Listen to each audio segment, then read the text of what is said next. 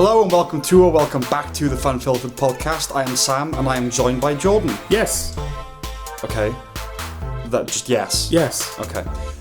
Have you heard the theory circulating that Trump's would-be assassin was a failed stand-up comedian? I hadn't. He just never killed on stage. You only ever got one of the crowd. Coming up. We review Furiosa, a Mad Max Saga. Jordan reviews Mr. Birchum Season 1, Smiling Friends Season 2, and Delicious in Dungeon Season 1. And then we review In a Violent Nature and Inside Number 9, Series 9. And then Jordan reviews Game Changer. And then we review Hundreds of Beavers. Winnie-the-Pooh, Blood and Honey 2. And Doctor Who, Season 1. Right, well, I think the first thing to stipulate is that Rex and Rex are dead, aren't they? R.I.P. R.I.P. R-A-W? R.A.P. R.A.W. Rip Roll. Rip Roll. Rip Roll. It's like a WWE kind of thing, isn't it?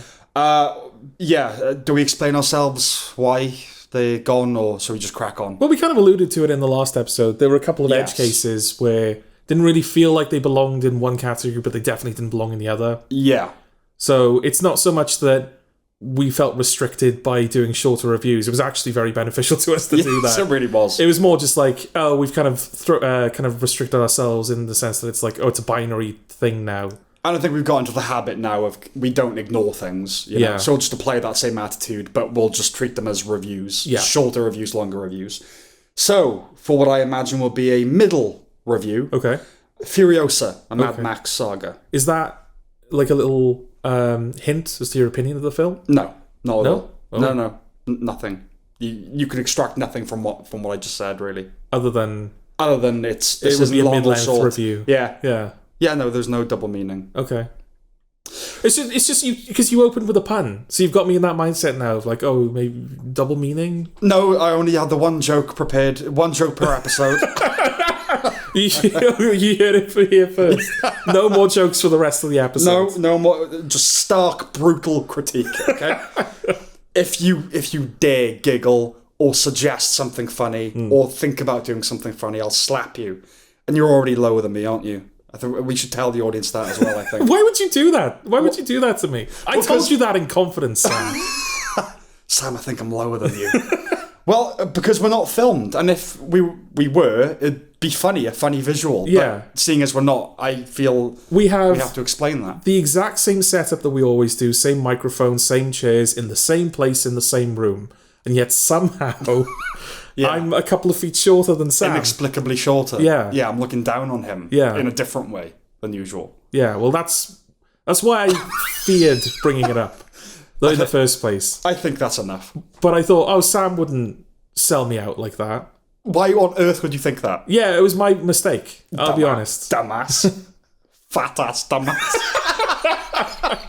Fat ass sinking into the floor. Fat ass. Okay. Furiosa. Yes. Well, I liked it. Oh, good. Okay. Did you like it? I did like it. Okay. I think I was more likely to like it than you. I think that's true. So it's nice for me to hear that you also liked it. Well, I liked it quite a lot. Oh, that's very good. Yeah, certainly more than I thought I would. Yeah. I don't know how I feel about the chapters. Yeah, okay. Well, let's just start by saying that the thing that everybody seems to open their Furiosa reviews with, which I think we'll open with as well, just to be in with the crowd, is... Hang on. When have we ever done that? When have we ever wanted to do that? Why would we do it now? Well, I'm going to critique the line. You're going to flip it? Not necessarily flip it, but I'm going to be like, everyone says this, and I'm saying it. Okay. And then I'm going to comment on it. Okay. So, like, you thought I was going to tell a joke, I thought you were going to do a certain thing. We should just stop assuming things about what the other person's going to say. Like, we should treat this podcast... Yes, like a conversation. Like we've never met each other before. Like we have no idea what the other person's going to do at any moment. No trenchant, perverse knowledge of each other. Yeah? Yeah. Okay. No cornerstone of my personality built on the foundation of knowledge that I've accrued through our friendship. Spending most of my life knowing you. Well, I think that would be hard, but we can try. It's a fun challenge. It is, yeah. Funfiltered. There you go. Yeah. Well, yeah. I don't know. Is it? Who knows? What's going on? Is it Funfiltered anymore? I think so. Crack on. The thing that everybody says at the beginning of their Furiosa review is it's not Fury Road. No. And it's not Fury Road. It's not. No. But I think when people say it's not Fury Road, the subtext of that is it's not as good as Fury Road. Yes. It is an inferior film. Mm-hmm. But I don't think that's a fair subtext to kind of feed to the audience from the off. It's not the full story, and it's not a fair headline. It's not a fair, overwhelming characterization. Yeah. Because I think we both agree it is an inferior film to Mad Max Fury Road. Well, but that doesn't say much about it. No. Other than Mad Max Fury Road is a very different animal. Well, it's a different animal, that is at the peak of its genre, essentially. Yeah. So to say this is worse is not damning it particularly. No, because for one thing, Furiosa isn't trying to be Fury Road. Yeah. Which is one of the nice things about it, is it kind of recognizes that it's living in the shadow. Because this was actually planned to be made around the same time as Fury Road. Yeah. So I think George Miller wrote everything at the same time, pretty much. Yeah. So a lot of stuff that's happened in Furiosa was informing the script of Fury Road, funnily enough. So it's not like a retrospective thing. That he's doing. So yeah, they were probably designed from the off to be different animals. Mm-hmm. And so, yeah, and also, I think anything that was going to follow up Fury Road, even if it kind of continued the Mad Max tradition of being a different animal to and not really being connected to the films that came before, it was going to be living in the shadow of Fury Road. Yes. Fury Road had surprise on its side. No one was expecting it. Mm-hmm. So yeah, it is kind of unfair to just sort of say, oh, it's not Fury Road. Yes. I mean, this is probably more directly connected to its predecessor than the others have been. I mean, they've always had the character of Max, obviously. Well, yeah, they share their characters and their lore and their madness. Yes, but this is a prequel. Yeah. It is a prequel to Fury Road. And to some extent it's apples and oranges. Like, what's a better film? The Exorcist or Parasite? Like, that, why would you even bother? But if you are going to make those judgments, I would say yes, on the whole, this is not as good as Fury Road, but that doesn't mean a whole lot. No, yeah. Some parts drag. Yeah, well, I interrupted you. You were talking about the chapters. You said you didn't like them. Yeah, I just don't know how I feel about them. They feel unnecessary, and I don't know, kind of slowed it down a little bit. And considering that when you do segment things into chapters, the film more readily lends itself to criticisms of that part dragged, because you can very easily isolate it by going, that chapter, take that bit out, make that bit shorter. You can do, and it does what, like, a few films that don't use chapters well, they always kind of do the same thing, where most of the film will take place in one chapter.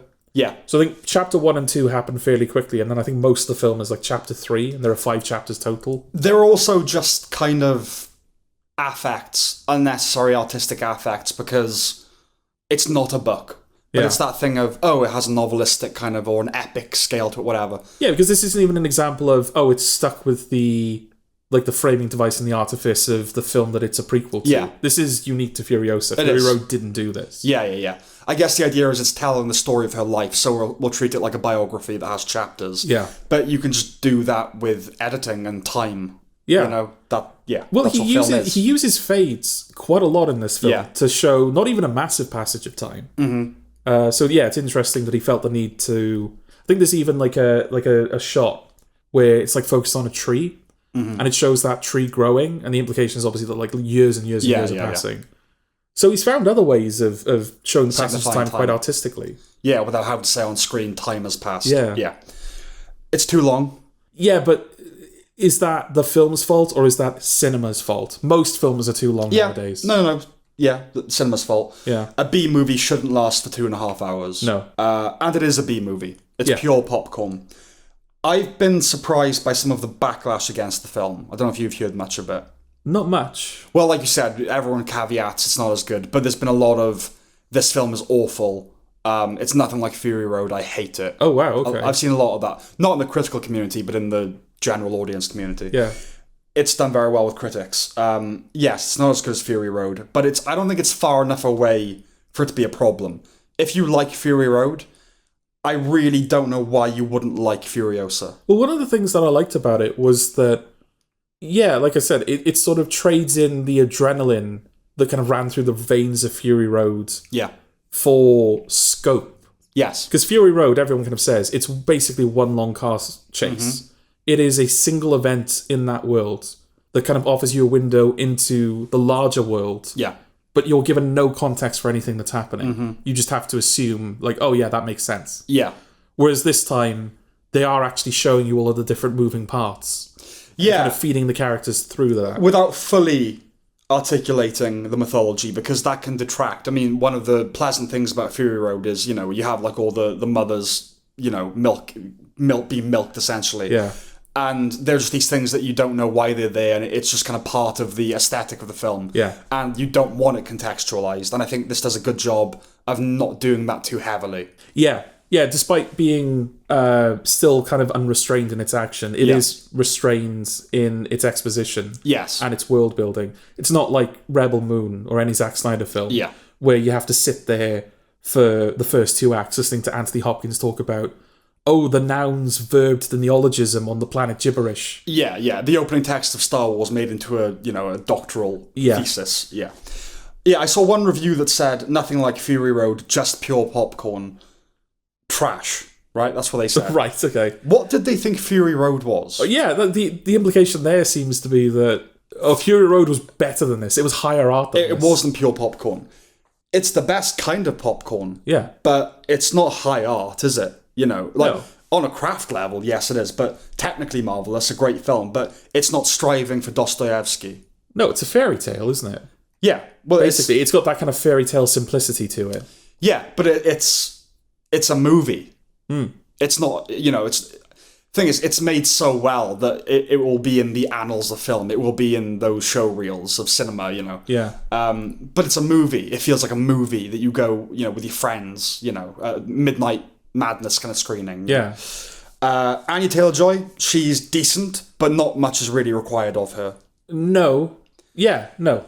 Yeah, I don't know what was going on with her voice. Maybe you can clue me in on that. I can't. I know that there was some digital trickery when they were sort of transitioning from the child actor into her. Right. And that was nice. That was because there was a subtlety to that. Yeah.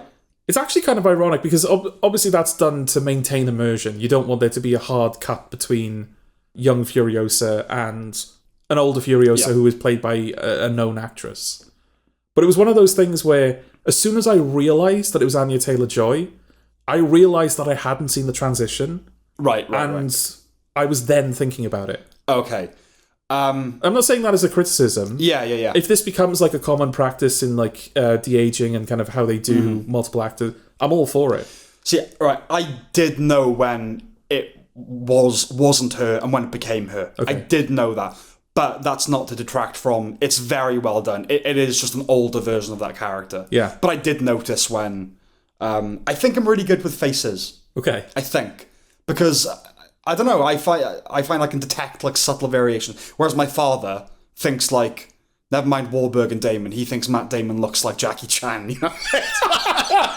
So, is your father blind by any chance? I was exaggerating slightly, but not by much. Okay. But like to me, even the Matt Damon Mark Wahlberg thing, to me they don't look alike at all. No, there have been like 1 or 2 pictures where I've been like, all right, okay, I can see what people are on about. Okay, but for the most part, yeah, you show me one of them, I'll go, oh, that's the correct one. Yeah, you get it. Okay, yeah, but her ADR it just sounded different to everyone else's. Yeah, I don't know if they tried to, if there was some digital trickery there. Mm-hmm. I know that with take the Doom soundtracks for example. Yeah. I know that one of the things that the composer did was he kind of sampled chainsaw sounds, and then he ran his guitar riffs through this like program, which basically kind of superimposed the chainsaw sounds onto the guitar, the grinding riff. So it's like he's playing a guitar, but it sounds like a chainsaw. Right. I don't know if they've done that with Charlize Theron's voice, or whether Anya Taylor-Joy is doing an impression, or whatever they're doing. Weirdly, I had a problem with Immortan Joe. Okay. Because obviously he's played by a different actor. Yeah. The guy that played Immortan Joe died in between films. They couldn't bring him back. So it's a different guy. Looks exactly like Immortan Joe. No, but then again, he was like prosthetic and makeup anyway, so it's probably not that hard. They lucked out. Yeah, exactly. But I thought he sounded completely different.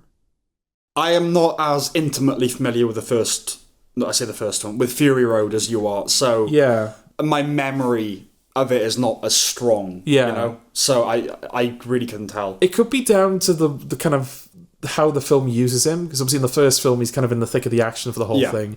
So he's like shouting. Yes. And it's that kind of projected kind of speech-giving shouting. Yeah. Whereas in this, he's usually in rooms, so it's more toned down and calculated. Yes. So maybe, it's just like the context. The kind of timbre in his voice, because the way he's speaking is different.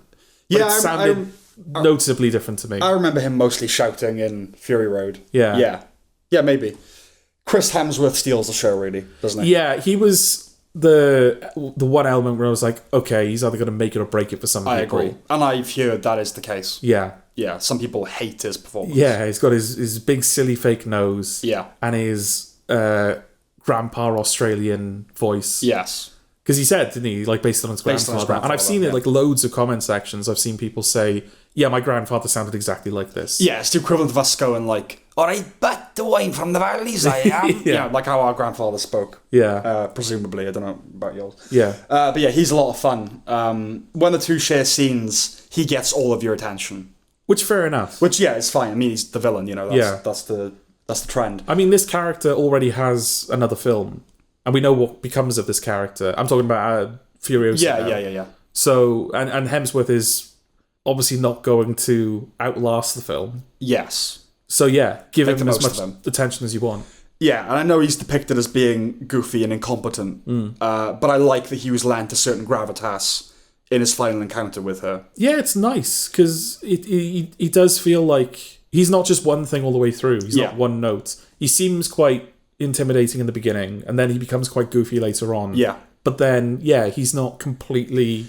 But I feel like he's set up as the kind of character that would crumble in the situation in which he finds himself there at the end. Yeah. Because he's really a coward, you know, and it's all bravado and a show.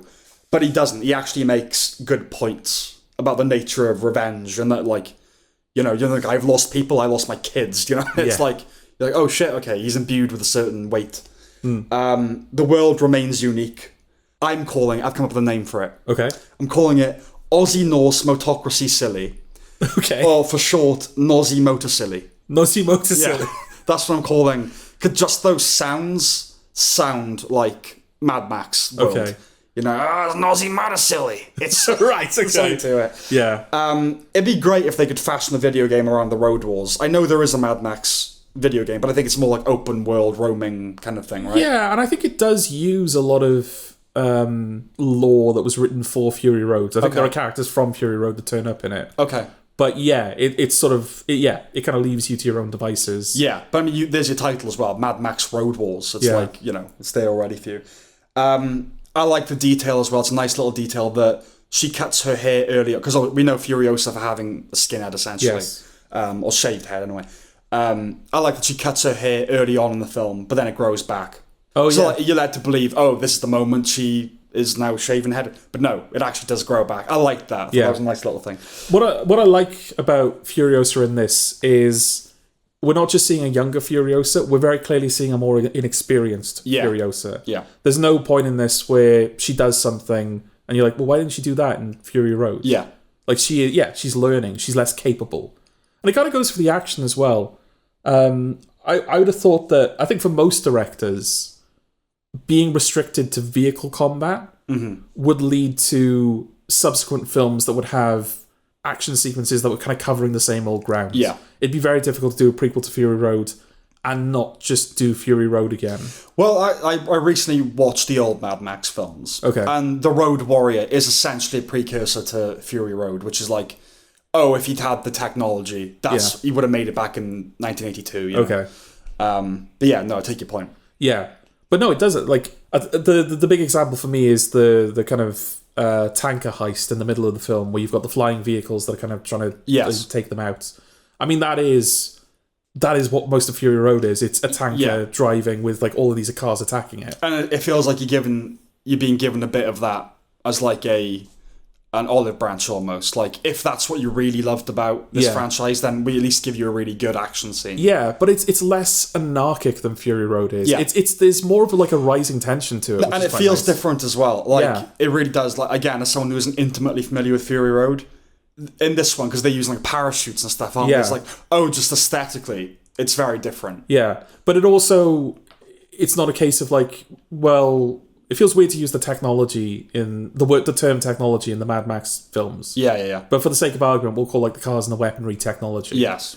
Yeah, it doesn't feel like the technology here is more advanced than it is later on. Mm-hmm. Like, I understand, based on this action sequence, I understand why we didn't see flying vehicles in the next one. Yeah, we've improved a little bit over it. Yeah. And the bullet farm as well, when they're kind of raiding the bullet farm. I love that. And there's that sniping sequence as he's driving around. It's like, well, this feels like it belongs in a Mad Max film, but there was nothing like this in Fury Road. Yeah, I think that's the sign of a well-observed, well-created universe, isn't it? Yeah. I think that's probably my highlight of the film, was the sniping scene, that whole set piece. Because it's nice, because it's plot-wise, it's not crucial. No. But I think character-wise, it's good for reinforcing kind of the relationships that are at play at the moment. And it's just a good action scene, ultimately, which is what you want, isn't it? Am I correct in observing another day for night sequence? You are. Okay. I think we can easily prove it this time as well, because I think the trailer for Furiosa shows... You're talking about, like, very early on in the film. It's like the first scene, basically. Yeah, when she's kind of trying to escape the guys that have kidnapped her. Yes. And she's running off into the desert. Mm-hmm. Yeah, in the trailer, they've got text superimposed on that scene. She kind of runs through the text. Right. And it's in the middle of the day. In the film, it's in the middle of the night. I see. Okay. So, it definitely is. Definitely is. Yeah, weird that he hasn't fixed that. Yeah, I know. And like these days when you see it, it's just a bit... I think there's one in Killers of the Flower Moon. I think there is. Yeah. And it's like, why are we doing this now? Yeah. It's like, I feel we've all passed that, but especially in the wake of Dune, and Dune 2 obviously, the visuals are just a little too artificial for me. Well, I think a lot of people have observed that, or stated they've observed, that you can see the digital seams more than you could with Fury Road. I would agree. I think there are some sequences, like the bullet farm sequence, where it needs to be more digital than Fury Road. And I know, like, it's a wackier, kind of more unreal universe in a way than something like Dune. Yeah. Even though Dune is, distant galaxy sci-fi kind of thing. Yeah. And I think my own taste, I have fondness for kind of stripped back, Nolan kind of visuals or Villeneuve kind of visuals where there's not a lot going on. And, in a way, it's kind of harder and easier to pull off. So, yeah, just for me, Furiosa was a little bit too... fake, but it's not a deep criticism. No, it's just a taste thing. Yeah. I know it's not aiming for stark realism. I just prefer a cleaner look and a more I like tactile, feeling. But it's got those moments. That's what I'm saying. That first action sequence where they're chasing the guys on the bikes. No, it does. All of that feels real. It's a real mix because despite all the petrol and chains and sand, sometimes the VFX add a layer of separation, I find. It doesn't feel as oily as it should, What about the moments where it's not even trying to trick you? Sounds a bit cruel, because like all VFX is trying to trick you. Of course. All film is trying to trick you. Yeah, film is trying to trick you. None of it's actually happening. Yeah. But what about the moments where it's very clearly like, this isn't really happening the way that... Like when he's crucifying Furiosa's mother... Right, and it's all red. Like the sky around him is completely red. I think just because there's nothing about that universe that makes me think it's real. Okay. It's all a big symbolic something, Yeah. And so, to me, it is like a dark fairy tale, like you said. So the idea of the sky turning red, I just kind of run with it because it just feels like it's not literal. Yeah. So it's fine with me. What about you? No, it's just because you said that you like things to feel tactile. So I was wondering, like, what does he feel about the more fantastical moments where it's clearly not real? Yeah. Not like within the context of the film, it's probably real. Well, I think it's because I'm not taking Furiosa seriously in the best way possible. I don't take that franchise seriously in the best way possible. Yeah. It's fun to me. And so I just kind of roll with it, But all my problems are nitpicks in the grand scheme of things. It's too long. The aesthetic wasn't entirely to my taste, but it's very good. Yeah, I would agree with that. Yes. There's one... it is a nitpick, I suppose. Okay. But I feel like it's fair to bring up, given the world that's been established. Crack on. When Immortan Joe first sees Furiosa, she is still a child. Yeah. Under the watch of Dementus? Is that Chris Hemsworth's? That sounds right, yeah. Yeah. And then Morton Joe's like, I want that girl. And Dementus is just like, yeah, all right. Yeah. Just like all of the effort he's put into like saving her and looking after her. Yeah. As soon as he has a better deal, it's like, right, fuck off. Yes. I got what I want now. Yeah. And Morton Joe makes it clear that I'm going to keep her until she's old enough, and then she's going to become one of my breeders. Yeah. Because Furiosa is, like, she's a perfectly healthy girl, which is a rare thing in the Mad Max universe. So, she kind of goes into hiding. She, like, that's when she kind of shaves her head. She pretends to be one of the war boys, so she kind of joins the team that, like, build the vehicles. Yeah. Then that sequence happens in the middle, and she kind of proves her worth as a fighter. And then there's just a point where she's just in the room with a Morton Joe, and it's just clear that she's one of his soldiers now. Yes. I would have liked to have seen the scene where he needed to be convinced of that. Considering the ostensible purpose of the film. Yeah. Which is to tell her story. How did she end up where she was? Why would you skip that bit? Yeah, because, I mean, the whole thing with Fury Road is that she's saving these breeders from a Morton Joe. Yeah. Breeders isn't just like a little detail. It's one of the big cornerstones of Mad Max. That's the whole reason that chase happened. Yeah. Yeah, it's just weird that they kind of skipped over Immortan Joe. First, like, realising that Furiosa is still there. Yeah. And secondly, just being alright with having this perfectly healthy woman be out in the field fighting his battles for him. Maybe that's another film. Who knows? Maybe that opens up I don't think he would do that. No, I don't think he would. I think he's cynical. I don't know if he's said as much, but I feel like he's probably ready to move on from... Like, whatever we'll get Mad Max-wise will be either different from Fury Road or in the future to Fury Road. Okay. All right. I thought they were doing another one. Yeah, I thought so too. Like with Charlize Theron, but maybe I don't know. Okay. Maybe that was like the original plan for Furiosa. Yeah. Is that all for Furiosa? Pretty much, yeah. Okay. A strong recommendation from me. I concur. Yes. Right, good luck, Jordan is now going to review 3 television shows. Yes. Not together, I don't think, right? But back to back, certainly. Oh, yeah. And I can relax. Also, by the way, if you don't hear this, doesn't matter. But if you do, it's true. We're basically not editing this episode. Sam is saying this now because he expects that the next 3 reviews are going to be a mess. No, I'm saying... And so he's apologising on my behalf. No, I'm saying I expect rigor, and I expect a clean performance. Okay. And I expect you to behave as though we are performing this live. Okay. Right. Go. Okay, so the first thing that I've got to discuss is Season 1 of Mr. Birchum. Yes. I say Season 1 as though there's going to be any more of it. So you're reviewing Mr. Birchum. I'm reviewing Mr. Birchum, all 6 episodes. Yeah. Here we are again, Sam. Where are we? Not only have I dragged another adult animated comedy before us to face judgment. Yeah. Though I suspect... you don't like. But it's another Daily Wire project. I feel like we've talked about a couple of them at this point. We have. Pretty much all of them, I think, so far. Well, we didn't do Horror on the Prairie, I don't think. Terror on the Prairie. Yeah, we didn't do that one. Yeah. We've done the rest, though. Maybe. And they've got a new one out now. I don't know if we're going to get around to that, but yes, we basically covered their filmography. Yes, that we have done.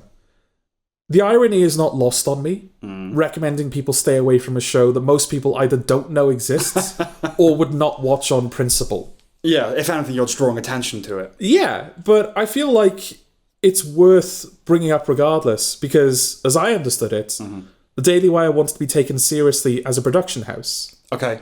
That requires taking their output on its own merits. Yeah. And so it's fair to just like treat it as like, oh, this is a thing that's out there, let's just review it properly. This will come up with a later review, but none of these are student films. No. We're not teachers. Yeah. It's fair to it's fair to fairly criticise anything like this. Yes. Yes. So that's why I'm bringing this up now. Okay. But I do think, taken on its own merits, yes, it's very bad. I don't like it. Okay, why is it bad? Well, this is the thing. Like, a lot of reviews for Mr. Birchum, they're kind of delivered under the umbrella of, oh, I'm really glad that I get to criticise this thing because of course. It's made by these... conservatives. Yeah, these right-wing Nazis, basically. That is not an angle that I'm going to take with the review, because obviously I'm a bit more... Yeah, more ideologically sympathetic. Yeah. Yes. But yeah, I do think that it's definitely missed the mark. And it's unfortunate because, these things that the Daily Wire are putting out, they're kind of positioning them as like, oh, this is the antidote to the kind of shit that you see everywhere else at the moment. I know they usually frame it politically as like, oh, there's all this woke television, we're not woke television. And sometimes it's a bit more apolitical, like with the Hyperions. Yeah. Where it's just kind of a story about family where everyone kind of gets a chance at redemption rather than, oh, that's the badass bitch character, that's the irredeemable like white patriarch and stuff like that. The two kind of the two connective tissues of this stuff has been either anti-woke and faith. I think faith is a big component of all the things they do. Yeah. Most of the things they do. Yeah, exactly. Yeah. And Mr. Birchum is kind of it feels like it's just another adult animated comedy making all the same mistakes that every other adult animated comedy makes. But there's none of that kind of Hollywood snark to it. Or California, tech bro, Silicon Valley. Oh, only people that live in California really find this funny. Lefty snark, yeah.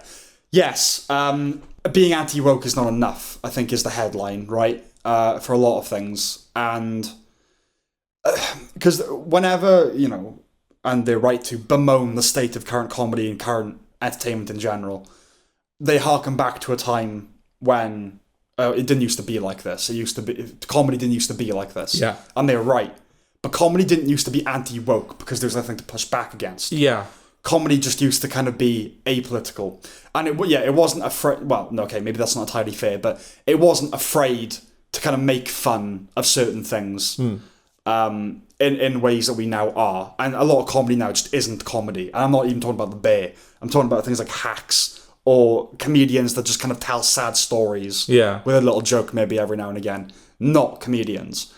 Well, comedy often pushed against the boundaries as well. That's like another big strand of comedy. Yeah. Like, was it George Carlin? Was that like he did a whole stand-up bit about like swear words. Words you can't say on television. And Lenny Bruce is obviously the granddaddy of it all. Yeah, and that kind of helped us get to a point where like, oh yeah, you can swear on television. Yes. And, under certain circumstances. Well, Lenny Bruce's whole thing was, have you seen his routine where he basically just isolates every ethnic minority in the audience and makes fun of them? No.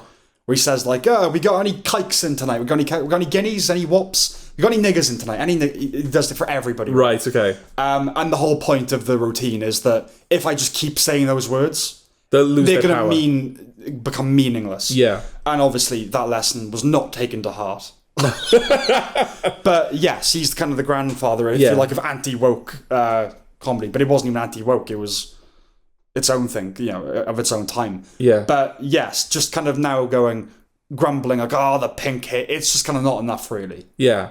Well, that is what Mr. Birchum is doing for most of the time. It's Adam Carolla, isn't it? It's Adam Carolla, yeah. The main character, I don't really know the history of Mr. Birchum. I know it existed before this particular show did. Mm-hmm. I don't know whether it was like a segment on another show or whether it's a pilot that's been kicking around for a while. But it existed in some capacity before. Yeah. And now the Daily Wire have obviously... Is it like Tyres? I don't know. Yeah, I don't know. Like I said, maybe it existed in some format. Yeah. But yeah, it is what it is now.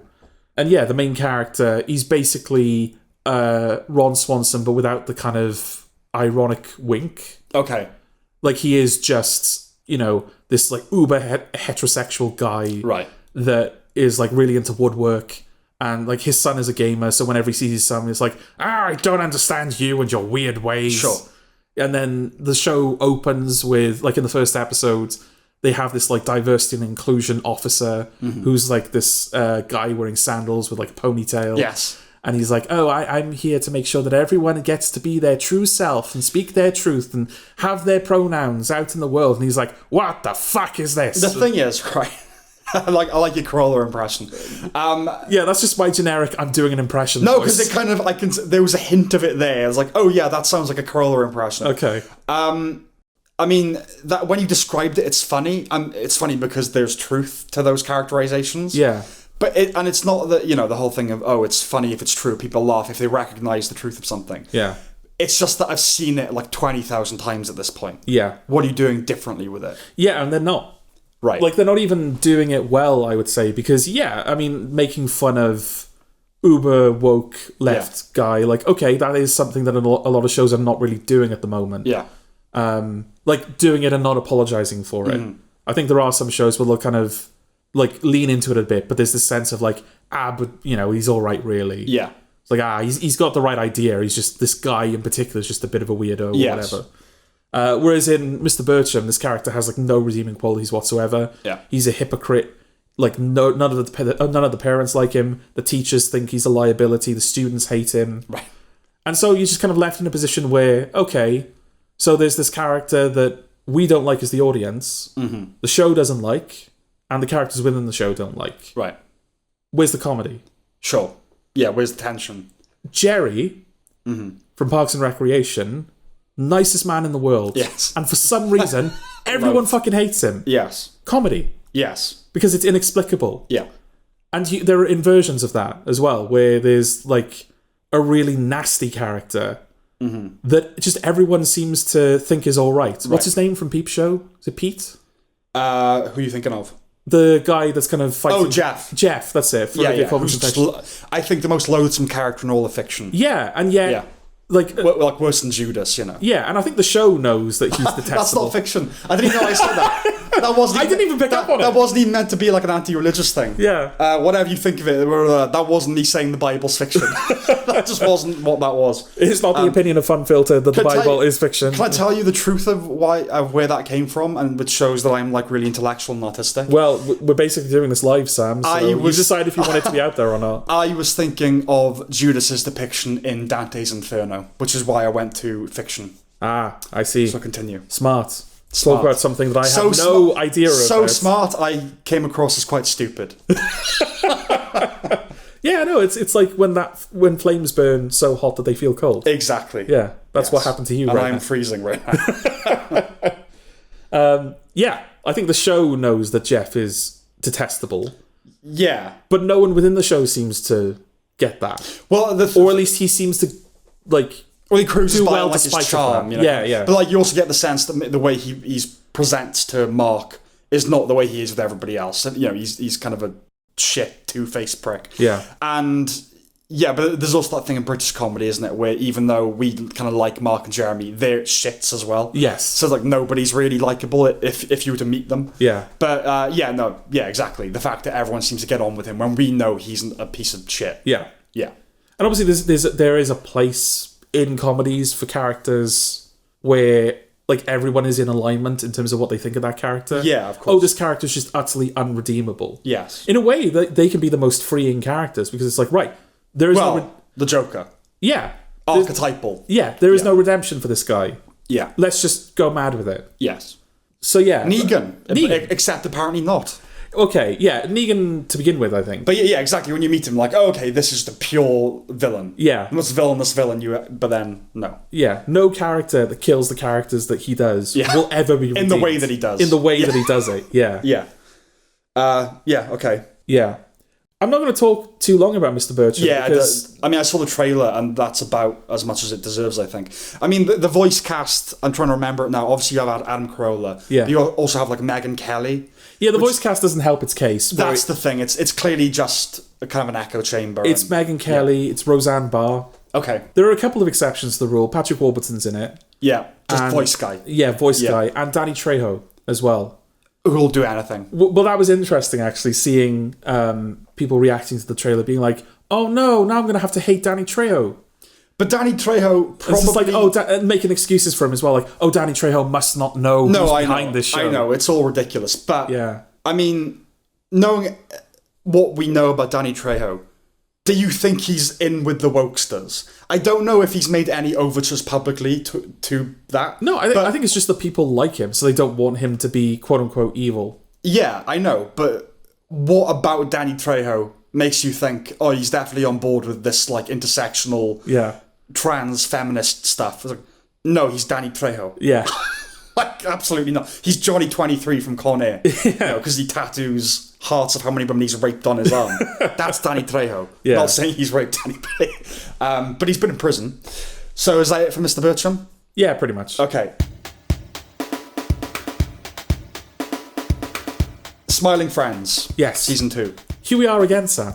How many of these do we have? Yeah, not only am I dragging another adult animated comedy before us to face judgment, but this is one for which you have cast judgment on before. I've seen one episode of this. I showed you the pilot of Smiling Friends whenever it came out. And the reason I showed it to you is because Mike Stacklasa Yes. of Red Letter Media was kind of the supporting character in that episode. At the time, we were watching a lot of Red Letter Media. What was your opinion of the pilot? Well, I like Mike Stacklasa. Yes. The show's everything I hate. Yeah, you said it was one of the worst things you'd ever seen. Yeah. Okay. Yeah. Well, I believe me. Okay. I also didn't continue with the show. Yeah. After that, first season came and went, didn't really pay much attention to it. Second season came around this year, so I sort of went back to it. You've kind of changed your commitment to film and television at the moment. Before, you were making a point of just watching stuff that was well received critically. Basically, yeah. Now you've kind of opened that up a little bit. It's like, oh, I want to capture as much as I can. Yep. See everything from all over the place, because there might be gems that I'm missing, or there might be really awful shit that would just be fun to the way we would do dig it is, into. If like big, really like Transformers or like Winnie-the-Pooh, like, okay, that's going to be fun, we'll do that. But I just felt like, to get a proper, varied view of the landscape and an accurate view of the landscape. Yeah. Because you kind of need to be watching everything, really. But also, there's part of me that's like, I'm not even Catholic, I wasn't raised Catholic, but that Catholic part of me that's, why should I have the right to enjoy things that are good when I'm not subjecting myself to things that are bad? Yeah. Do you know what I mean? Yeah. So it kind of comes out of that. Okay. So it was guilt that drove you to watching... It was guilt that drove me to films like If. Despicable Me 4. And Despicable Me 4, yeah. Yeah, all that shit. Okay, all right. So yeah, I don't know whether it was something similar, but yeah, I went back to Smiling Friends, and I watched the second season, I watched the specials, I went back and watched the first season as well. It might be one of the best adult animated comedies on TV right now, Sam. Is that praise? Well... Yes, I said one of the best adult animated comedy. I didn't say... You thought you were going to throw me, didn't you? I did.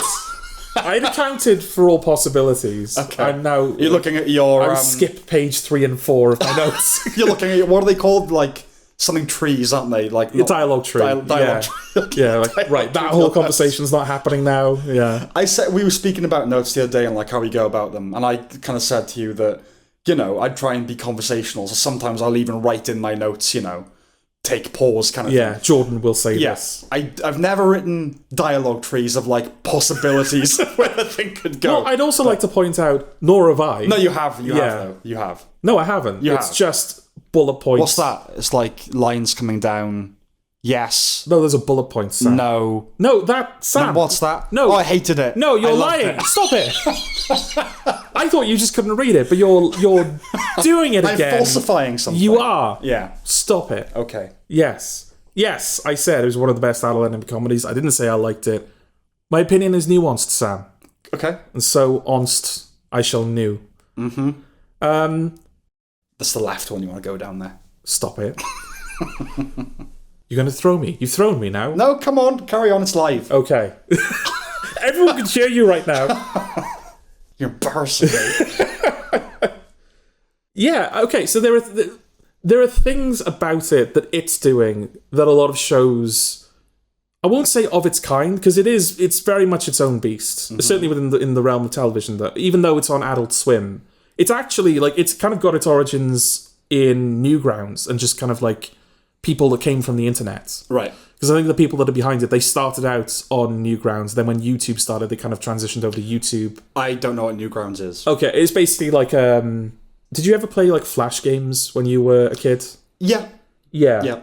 Newgrounds had Flash games. It was also kind of a site... Oh, it's a website. Yeah, it was a website. Okay. Yeah, it's people could post animations, or they would do, like, Flash games and stuff. Smiling Friends, it feels very that. It feels very of the internet. Well, it is. Yeah, because the people behind it, that's kind of where they got their start. What's that kind of Australian thing where it's like, all right, mate, where's the fucking... And it's like that kind of crude animation.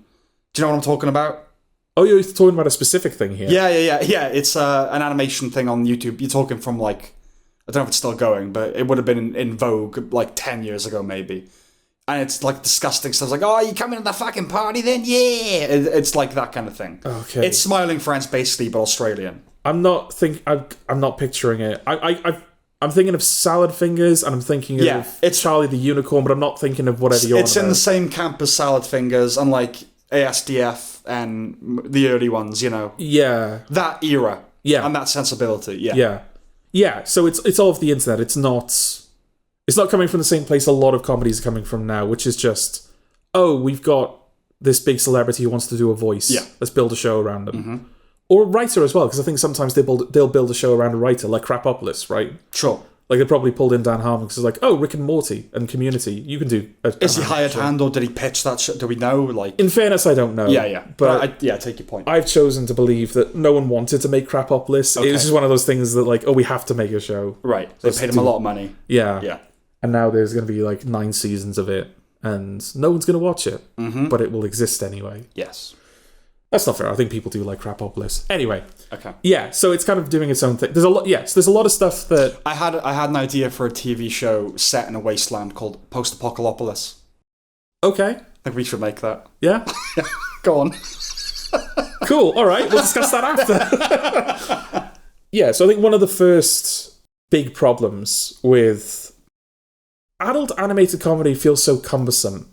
I know it's as a term. Yeah, I know it's necessary to talk about the specific thing that I'm talking about. Yes, but I don't know. I wish there was like an abridged version because Adamcom. Yeah. Thank you. It's all right. I should have known. I'm talking to Sam of Sam's Lexicon here. Oh, there you go. Yeah, Sam's Lexicon. Adamcon. Adam. Continue. Adamcom. Adamcon. Yeah. Adamcom. Com. Right. Yeah, okay. Adam.com. Okay. Yeah. No editing. This is happening. We're live. We're live. Yeah. Yeah. A lot of Adamcoms have very stiff, very unappealing animation. I didn't mention in Mr. Birchum, actually. Like, the character designs are quite ugly, I think. Because there's the kind of perspective, obviously, it's like side-on. It's like almost 2D, like Family Guy and many other shows of that ilk. But it's almost like Mr. Birchum's eyes are like slightly too big for his face. Okay. Because one of his eyes kind of comes off the side of his face, and they've kind of put like a flesh-coloured ring around it. Right. So obviously still looks like it's part of his face. Yeah. But he kind of looks like he's wearing goggles. Okay. Because, it kind of comes out too far from his face. And there's a lot of shows that have that kind of art style. And they've got like limited, like the design of the characters is kind of limiting what they can do and stuff like that. But yeah, I mean, just name me some like adult animated. Grimsburg was kind of like that. Crapopolis was kind of like that.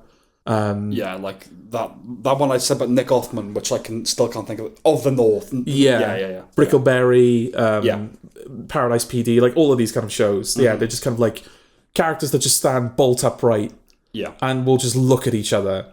Yeah, as they're talking. It's kind of like the animated equivalent of a Will Ferrell film. Yeah, which is just have the lock off the cameras with a 180 thing, and then just have them improvise lines at each other. Yeah. It's like, do we care about the quality of the animation? No, just have them stand next to each other and say funny things in a bored voice. Yes. Yeah. That's most Adamcoms. Yeah. Certainly after like Family Guy and everything like that. Smiling Friends is not that. Smiling Friends is clearly made by people that just love animation as a medium. Okay. Because animation, and I'm kind of art style is kind of included in this as well, they use that not just as a mechanism for comedy, but as a way of reinforcing character. Okay. Which is really nice. They lean into it more in the second season, but they do it in the first one as well. What they tend to do is if they've got like a character that you haven't seen before, because they kind of, it's one of those shows where it's kind of unfair to sell it on its premise because that's not what the show is. Yeah, it's its vibe. It's its vibe, and it's just kind of like it has a premise. And in the beginning, it feels like it's going to be quite sitcom, kind of procedural. Right. In the sense that, like, each episode, they're going to try and cheer someone up. Okay. But, like, by episode 3, that's gone. Like, the show just kind of does whatever it wants. But it has a rotating cast. There are new characters all the time. Mm-hmm. So when they kind of introduce a new character, they will give them a completely unique art style and animation style to the main cast. Okay. So the main cast, they're just kind of like you said, that kind of like 2D Newgrounds, very basic animation, simple shapes, block colors, kind of simple to kind of draw and animate and everything like that. And then the supporting cast that they'll be spending most of the episode with will be stop motion animated. Okay. Or they'll have 3D, like it'll be like, the idea is that, it's a PlayStation 1 character, so it'll be polygonal and it'll have like a audio crushed voice. Okay. There's an episode where they spend most of the time trying to get this guy elected for president, and it's a guy. It's like a live action guy that they superimposed into the show. The influence of Spider-Man? I don't know, because I mean, in Spider-Man, it's used as a tool to kind of help reinforce the idea that everyone is from different universes, isn't it? Whereas I'm just saying purely that mesh, that collision of art styles, in a kind of chaotic way. It could be, but in a way it kind of puts me more in mind of something like SpongeBob. I was thinking of that, Yeah, SpongeBob used to do that quite a bit. They would have these... Oh, what's the term? I think it's Sakuga. Is that the Japanese, where it's like the intense detail on the close-up? Yeah. Yeah, and it's funny because of how... You've gone from a very basic, crude, kind of non-featured thing to, all of a sudden, bloodshot eyes. And, exactly. Yeah. And it's going to be used for like gross-out humour as well, which Smiling Friends does traffic in now and again. Yeah, so I think what the benefit of doing that is that you'll have a character that you're only going to see, because the episodes are like 10 minutes long, so you're only going to see this character for like 10 minutes. So you've given them like an animation style where you can just like get their character straight away. Mm-hmm. There are like demons that kind of show up in the show. Usually the demons are stop motion animated. Okay. I think to kind of give them a sense of scale, because they usually have these like hulking forms, but it also gives their bodies a bit of texture, so they feel more... Uncanny movements as well. Yeah, and that as well. Yeah, stop motion, so it's like running at different frame rates and everything. Like the president that they're trying to get elected, he's like disgusting. Okay. So like he's... Is he the guy? Yeah, he's the guy. Who plays the guy? I don't know who plays the guy. It just might just be like an unknown guy. Yeah. But yeah, he's like he's fat and he's constantly like eating and like dribbling stuff down himself, and he's covered in like grease. Right. So it would be difficult to animate, but on a live action guy, like you get those details straight away. Yes. Yeah. There's another character called Mr. Frog who's in like one of the first episodes. Is it a frog? It's kind of. Okay. He's weird. He's a very unsettling character, because he's like, the idea is that he's got his own show, his own comedy show that's been running for like 80 seasons. Right.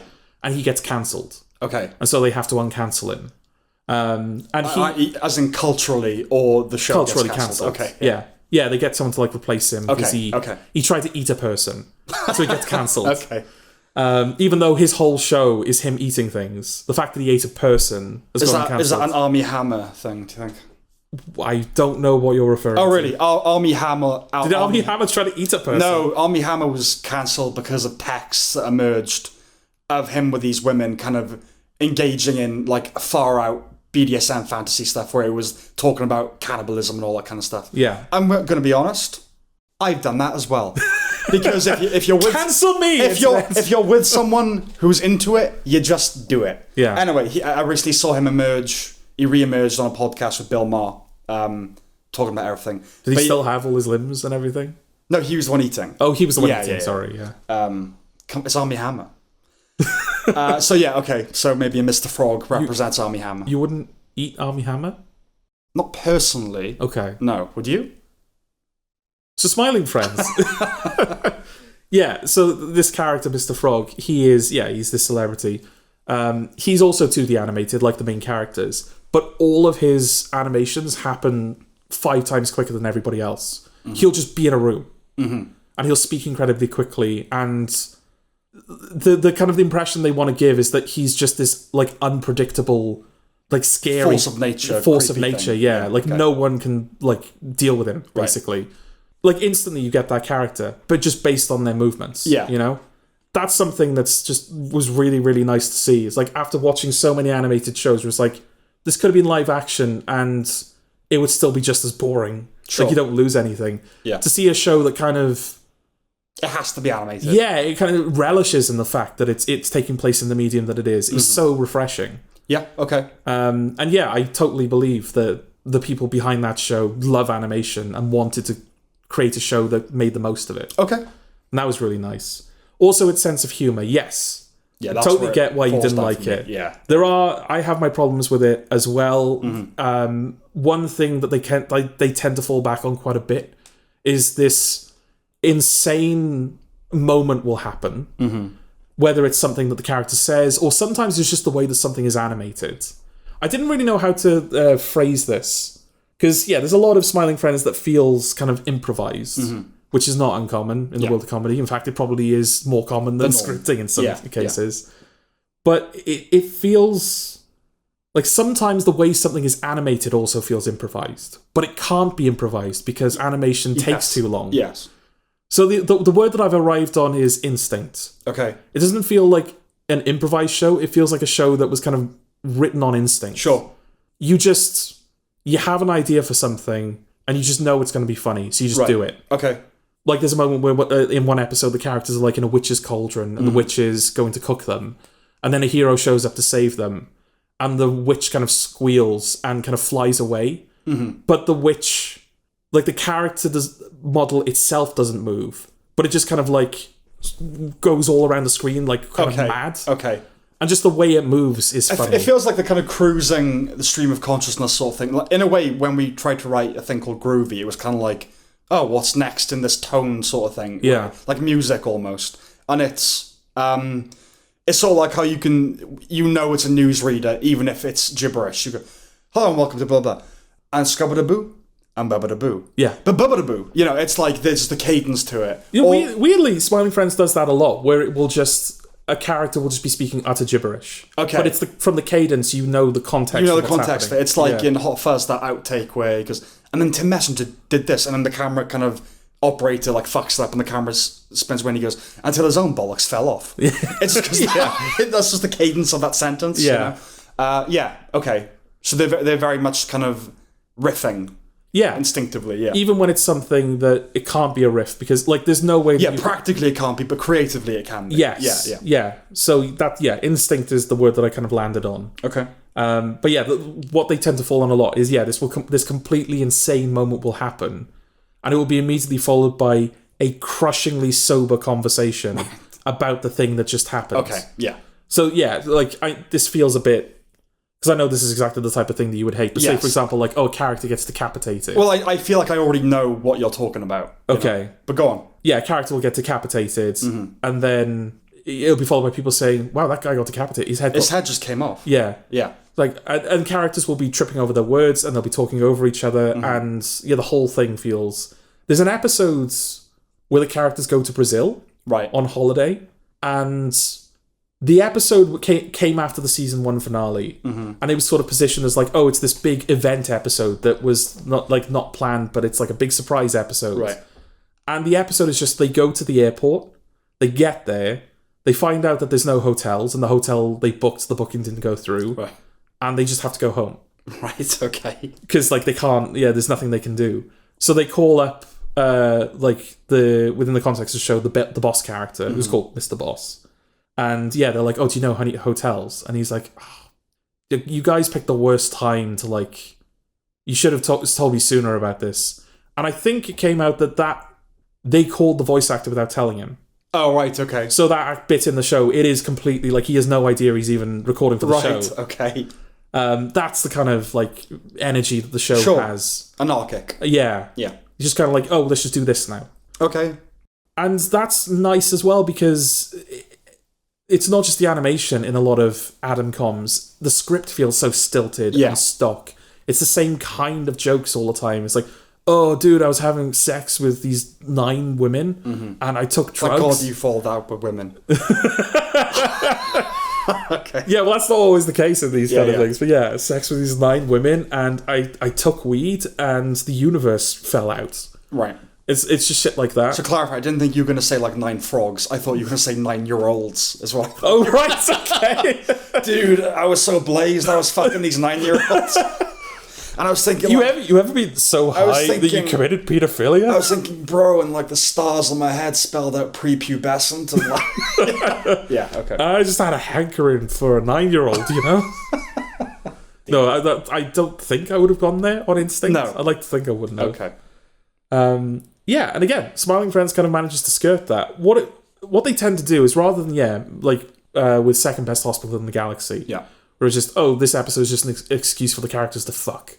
Mm-hmm. Oh, this episode is just an excuse for the characters to be awkward, and there's going to be some kind of half-baked message about anxiety, and people are going to, with the idea that people will think it's important and it's got a point. From how you're describing it, Smiling Friends sounds like the kind of show where even saying like, oh, this episode is an excuse for the characters to do this, is too prosaic a notion. Yeah. It's like, no, it's not that kind of show. We don't have an agenda. There's no aim. We're not trying to tell this kind of story. Yeah, absolutely We're just not. making stuff up, and it's fun for us. Yeah. Yeah. Yeah, the idea of like a standard kind of funny scene in Smiling Friends, it will just throw the characters into a situation that is as strange as it is hostile. Right.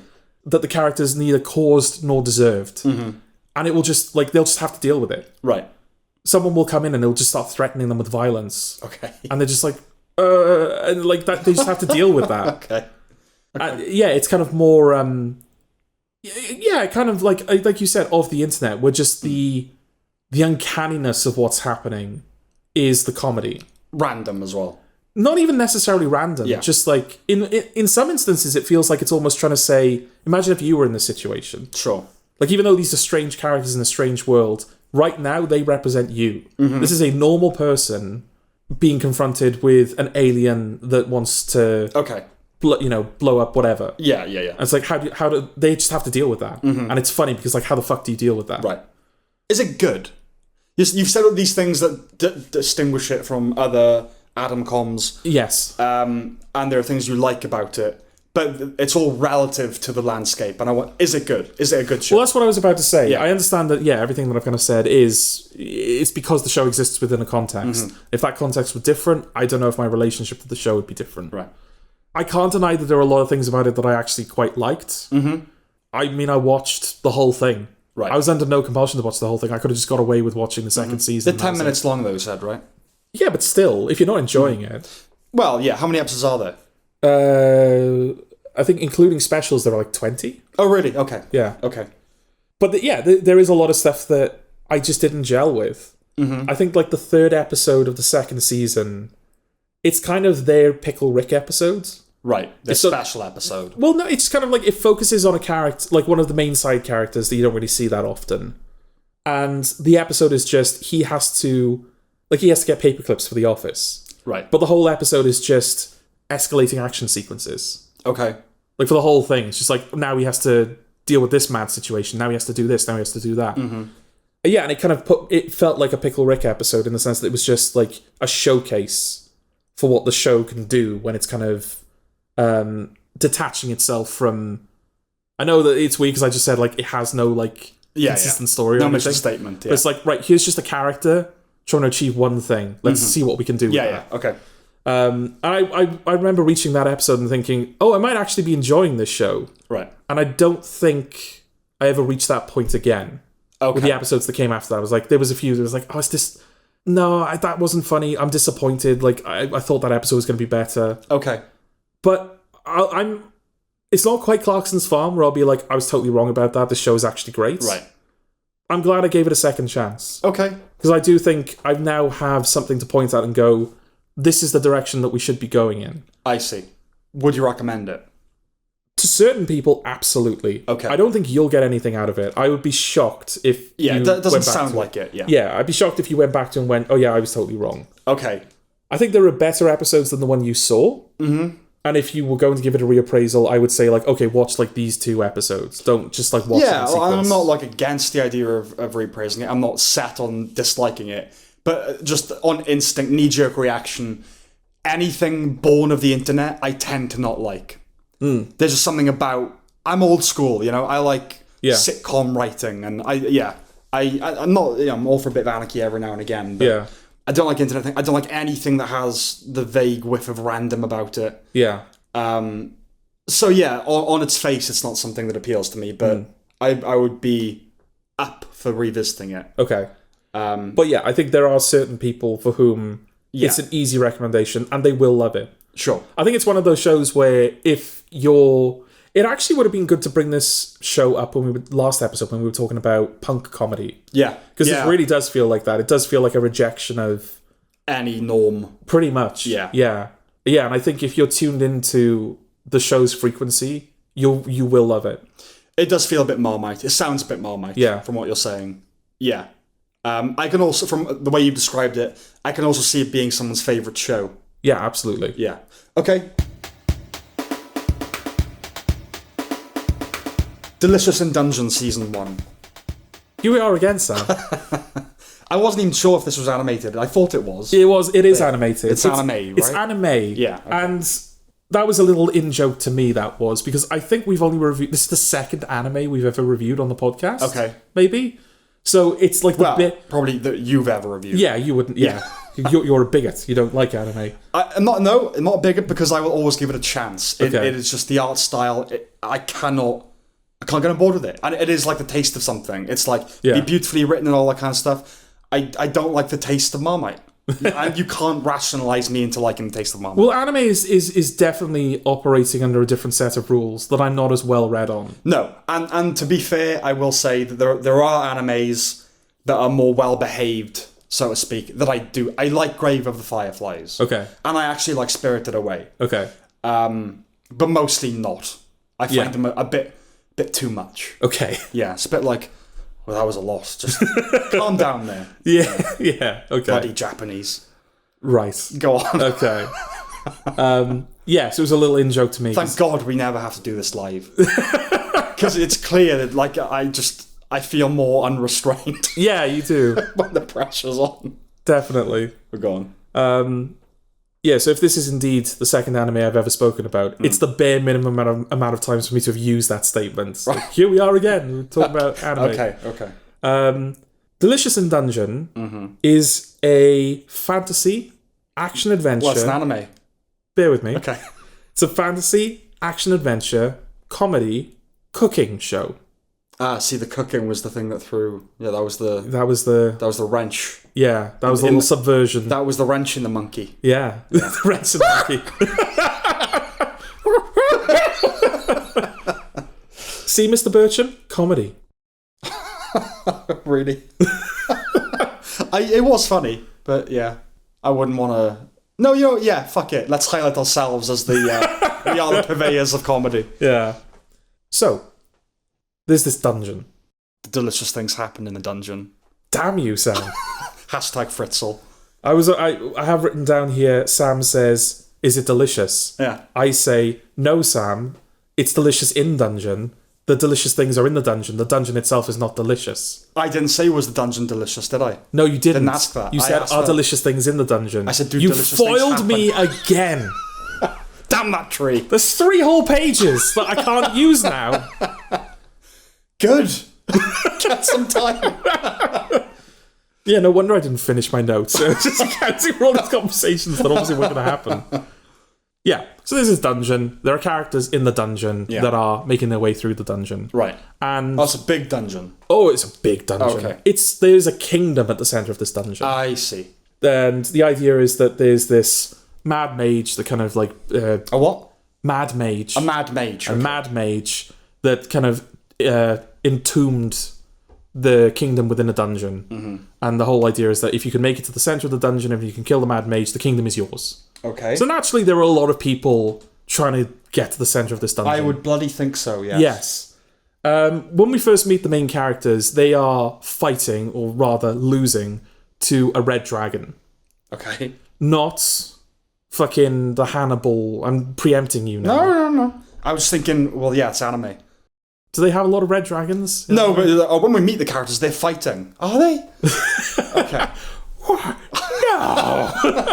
But is that you being Japanese? No, I was just like, disbelief. You went, what? No! No, I was trying to emulate disbelief. Okay. Emulate disbelief? Emulate disbelief. You can't summon that in you? I was trying to do the thing that other people do. Yeah, when they're disbelieved. Well, the people do. Yeah, not disbelieved. Anyway... They're losing to a red dragon. Yeah. The sister of the main character gets eaten by the dragon. They get forced back up to the top of the dungeon because they're obviously their match. The main character's like, we got to go back in, we got to save her. They're like... Into the dragon? Into the dungeon. Okay. And they're like, mate, she's been eaten by a dragon. Yeah. It's not happening. Right. And he's like, but I know these things. When dragons eat, they nap. And when they nap, their digestion slows down. I reckon we got about a month. To get into the dragon. To get into the dungeon and get to the dragon and get her out of the dragon. Yeah, right. Some people are like, no, you're mad. Yeah. Because the whole point is that he wants to go in now, so he's not going to stop for supplies. Right, like, we need food. Okay. This place is massive, we're not going to make it. He's like, no, we go now. Right. So some of them go now with him.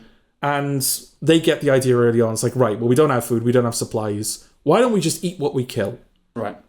So that's kind of what... I see. That's the premise. That's what I thought the narrative cycle was going to be. It was going to be, they fight a thing, they kill the thing, they cook the thing, they eat the thing. Okay. Let's move on. Yeah. It's like, all right, sounds light, sounds fun. I'll just get Sounds light. Okay. I wouldn't go that far, but sure. Well, just like the story is just like... We eat what we kill. Yeah, but it's a not... new brothy rom-com starring... Yeah, but it's just like, it's just like, it's like a fun action sequence, and then... Yeah. It's like, it's like a scorpion or something. It's not like they're cooking people. Sure. You'll get there. Or does it go there? Just listen to the review, Sam. I'm listening. You've said you're not participating. Just listen. I'm anticipating. Okay. Yeah, so... Yeah, that's the narrative cycle I thought it was going to fall into. And for the first 2 episodes, or whatever, it is that. And then it starts throwing in these curveballs. Starts building on its ideas. Starts exploring its ideas with depth. Starts actually making the lore of the show relevant. Right, you liked it. Starts setting up rules that when the characters try to break, the show refuses to break them. Right. And there are consequences that those characters have to deal with. Anything in a dungeon in it for you now. I knew it was coming. Yeah, you did. That should have been the thing I preempted. Yes, you didn't foresee that one? No, I thought food. That's why I thought... That's where I thought I was vulnerable. Okay. No, I'm not that hacky. Okay. No, anything with a dungeon in the name. Right. Well, that's not the case, Sam. Okay. No. Nerd. No, I didn't like the show because it was set in the dungeon. I liked the show because... When I say that to you, delicious in dungeon. Yeah. What type of show do you think that's going to be? Do you think it's going to be just like a shallow, it's like a simple little premise, the same kind of thing every episode? If I know nothing about the show at all. No, nothing. I just told you there's a show called Delicious in Dungeon. They're going through a dungeon, they eat the monsters. Oh, you telling me that as well? That's all you have. Oh, okay. I guess, yeah. Yeah. I suppose. I don't know. I mean, do I know it's an anime? There's too many F's here. Okay. You know it's an anime. I know it's an anime. Know as much as I knew when I went into it. It's an anime called Delicious in Dungeon, and they eat things in the dungeon. Yeah. I suppose I would think that it's like every other anime, yeah. Okay. You'd be wrong. Well, it sounds like it, yeah. Yeah. There are... I'll be fair. It is an anime. Yeah. It is an anime. It's doing a lot of the anime things that... I don't like, but they seem to be par for the course with anime. Lots of exposition.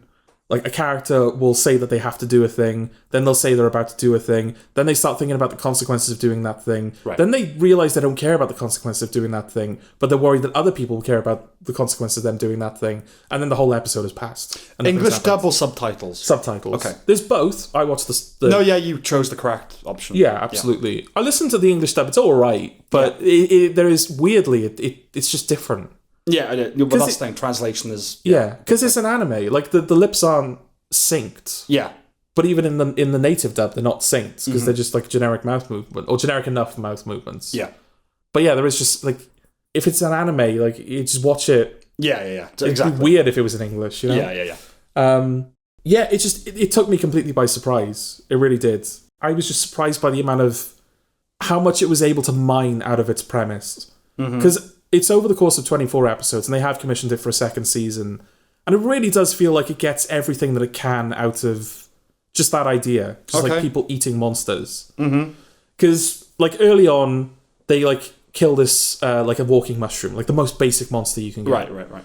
The Bulbasaur of dungeon monsters. Is Bulbasaur, like, the goon Pokemon, then? He's the first one. Oh, right, okay. Yeah. Essentially, yeah. Just kind of like a nothing, like, it's the first one you see. The Goombas. Mario, okay. Yeah, which is actually more apt because I think they're also kind of mushroom. Yes, they are. Fungal-esque. Toad things. There's a character called Toad, isn't there? Yeah, there is. Yeah, okay. Yeah. Toadstool. Yeah. As in, he's a toadstool. He's not called Toadstool. Yeah. I'm pretty sure he's not called Toadstool. I was thinking of frog poop. Yes. Now am I. Now am I. Now I am. There you go. That's the syntax you wanted. Live, remember? Yes, live, indeed. Yeah, so they kill it and they try... Now am I? Now am I? Sam! What's happening?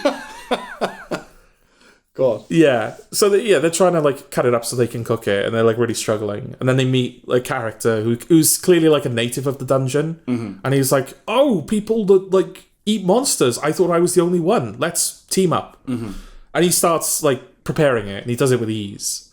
And the guy's like, "Oh, if you cut them this way, then like they slice straight open." And he's like, "Yes, you know." And basically the idea is that like by cooking these monsters, they get a better understanding of their anatomy, so they're more equipped to fight them later on, which kind of explains why they're the ones that are kind of making more progress through the dungeon than everyone else. Okay. Despite like not being equipped, like I said, they don't have supplies and everything. So that's kind of like, okay, so it's justified its own premise quite nicely. Good.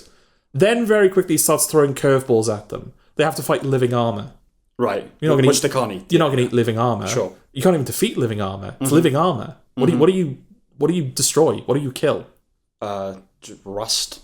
You wait. You just wait a very long time. You just sit on it. Oh, I thought you meant wait as in like... Yeah. Okay. Yeah, you just sit there. No, not you, Jord. Okay. All right. All comes back, doesn't it? It all comes back to fat. Yeah, so it starts throwing these curveball monsters where it's like, living armor. Yeah. Okay, that's how are they going to deal with that? And the way they go about it is like, oh, that's actually quite creative, the way that they've done that. They have to fight ghosts at one point, which are obviously already dead, and it's like, okay, same problem. Then it starts like spending time... Characters have like their own episodes. And it starts spending time with characters that the show has already said goodbye to. It's showing their backstories, showing their connections to the main cast. We start seeing events from the perspective of other characters. And it's like, oh, okay, it's like, it's not just simple narrative loop. It's actually like kind of exploring what's happening from all these different directions. Sure. And it's telling you more about these characters.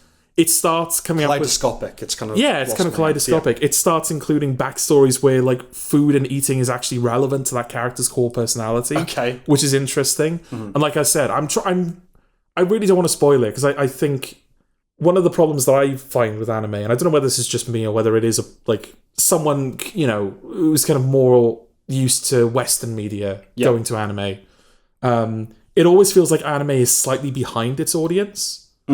Usually with a show, if you're building up to a reveal, you want the audience to figure out the reveal just as it's happening. That's ideal. And you very rarely, if ever, have a point where you'll reveal something and the audience member didn't predict it, but it's still a satisfying reveal. It doesn't feel like a blindside. Whereas with anime, you can usually tell what it's building up to like far in advance of it happening. Because characters take so much time explaining everything. Yeah. It's like, well, you've given me everything I need already. Yeah. So I don't want to speed up that process by kind of spoiling what happens. Okay. But yeah, about halfway through the season, there's this big moment where it's not directly related to food, but they kind of use the various ingredients that they've collected from the monsters that they've slayed to... Slain. To try and do something, which, as I kind of alluded to earlier, is against the rules that the show has set up. Right. And the rest of the show... It's like a chain reaction of consequences because they tried to do that. Okay. And that's really nice. A show that not only has like such a clear cause to effect, but a show where it's dealing with a lot of like logical plot vacuums like magic and immortality and like death that doesn't work like death usually does. There's like rules around it where people don't die immediately and stuff like that. Stuff where like in a lesser show... it would just be a get out of jail free card, plot-wise. And in fairness, I haven't gone through Delicious in Dungeon with a fine-tooth comb. There might be moments where it kind of like bends its rules a little bit. But from someone who was watching it casually, but like actually watching it, it feels like it follows its rules and it sticks to it. Okay. And that's really nice, because it feels like that should be the bare minimum, but not a lot of shows are able to stick to their own rules. Yes, I agree. They do bend them and sometimes just outright break them. And this one doesn't seem to do that. Okay. What I'm picturing, not visually, but it's that game that you like. What's the 1940s Cuphead? Oh, okay. It is, you know, like different innovative looking enemies kind of thing, but things that they eat in this, you know what I mean? Well, kind of. I mean, it is using fantasy as its basis. So there's a lot of archetypes and monsters that you're already kind of familiar with. They're kind of like Medusa-style enemies, and they're obviously dragons, and there are ghosts. like kelpie, and just kind of like merfolk turn up at one point. Right. Like, you know, sort of interpretations of monsters that you're already kind of familiar with. The merfolk one episode's not bad because that's kind of 7 or 8, so it's kind of like in the first half. But it's sort of hitting the point where the discussion is, they're having discussions about what are the boundaries of what we can eat. They encounter merfolk where the top half is human and the bottom half is fish, and they encounter one where the top half is fish and the bottom half is human, and they're like, well, we can't eat the merfolk because that's cannibalism. And they're like, well, what if we eat the bit that's fish? Yes. And they're like, no, that's still cannibalism. Well, what if we eat the one with the top half of its fish? Well, that feels more okay. Why does that feel more okay? Okay, so they're like discussing the ethics and the particulars of... Yeah, okay. Which, again, is more than I was expecting when I went into it. Yeah. I thought it was... Because it bills itself as a comedy as well, and it is kind of... It's got that Japanese sense of humour, and the things are a lot sillier than the British sense of humour at the very least. So yeah, when it starts, like I said, when it starts discussing the ethics of what the characters are doing, and when it starts introducing backstories where it's the characters are kind of traumatized because they don't know what they've eaten, and like I said, they try to do something that's kind of a big no-no in terms of like the type of magic that they're using, and that has terrible consequences that kind of derails everything that they're doing. Okay, it's like, all right, fair play, you've won me over. I was actually quite impressed with it.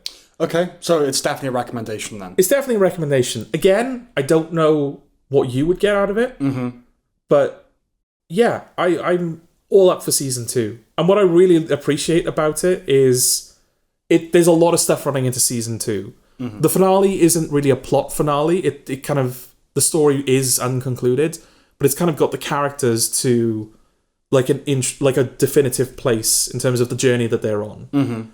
And so it's more of an emotional finale than it is a plot finale. And they've somehow managed to make eating something the core, like, point. The core of the show.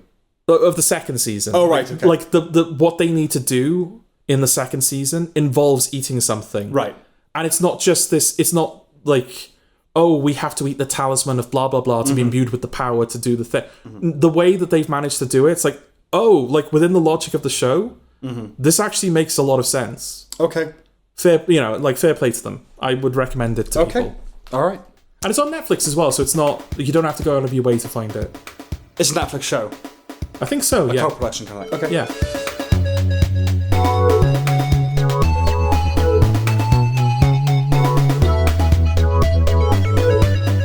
Okay, In a Violent Nature. Let's bring you back. Let's bring you back into the fold. I'm back. Yeah. This is the thing that you've seen on social media, probably, of new horror film that takes the perspective of the killer. It's a compelling presentation for a slasher film. Yeah. Essentially, it's long, ambulatory, almost somnambulatory tracking shots, punctuated by extreme gore.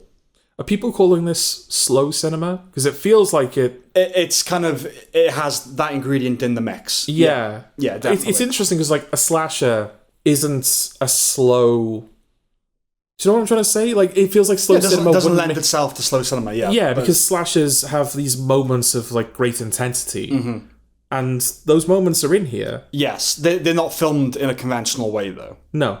But yes. And the gore is very well done. A horror film where it's actual, like, tactile, practical gore. Over the top, perverted.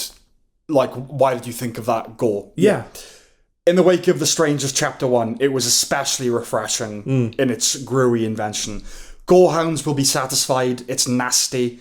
The style put me in mind of films like Gus Van Sant's Elephant. And yeah, it's a strange blend of slow cinema and a conventional slasher. Yeah. It really does feel like the main film is happening off screen.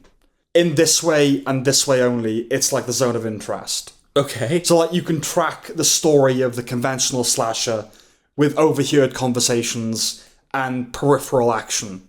So essentially, yeah, the villain, the killer, is kind of stalking these campers, and like the main film whereby they are being stalked by a killer from their perspective is happening, and you get these snapshots of, oh, this character has a relationship with that character, and oh, they didn't want to bring that friend, and you you can put the tropes together in your mind, in the film that you're not seeing. Yeah.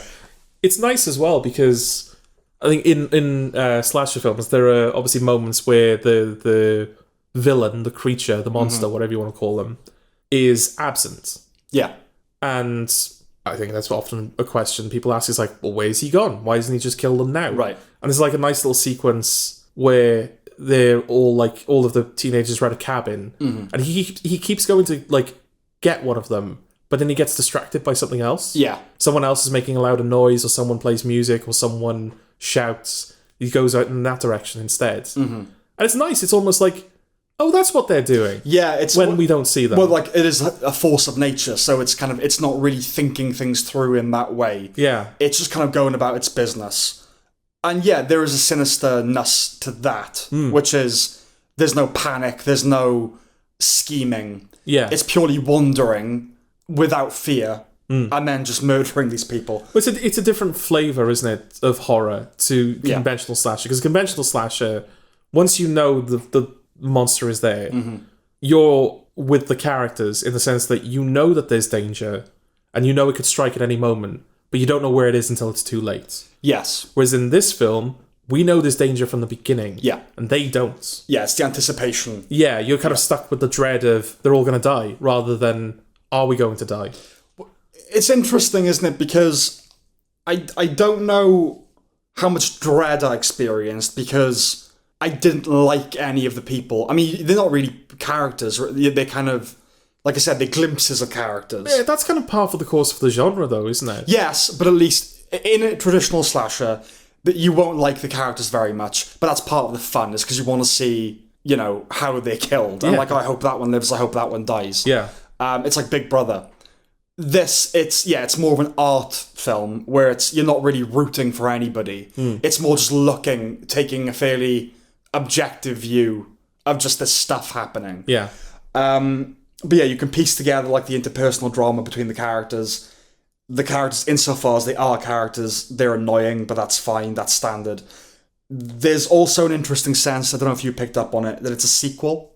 That this is the second or third installment of the franchise. Oh, in the sense that, we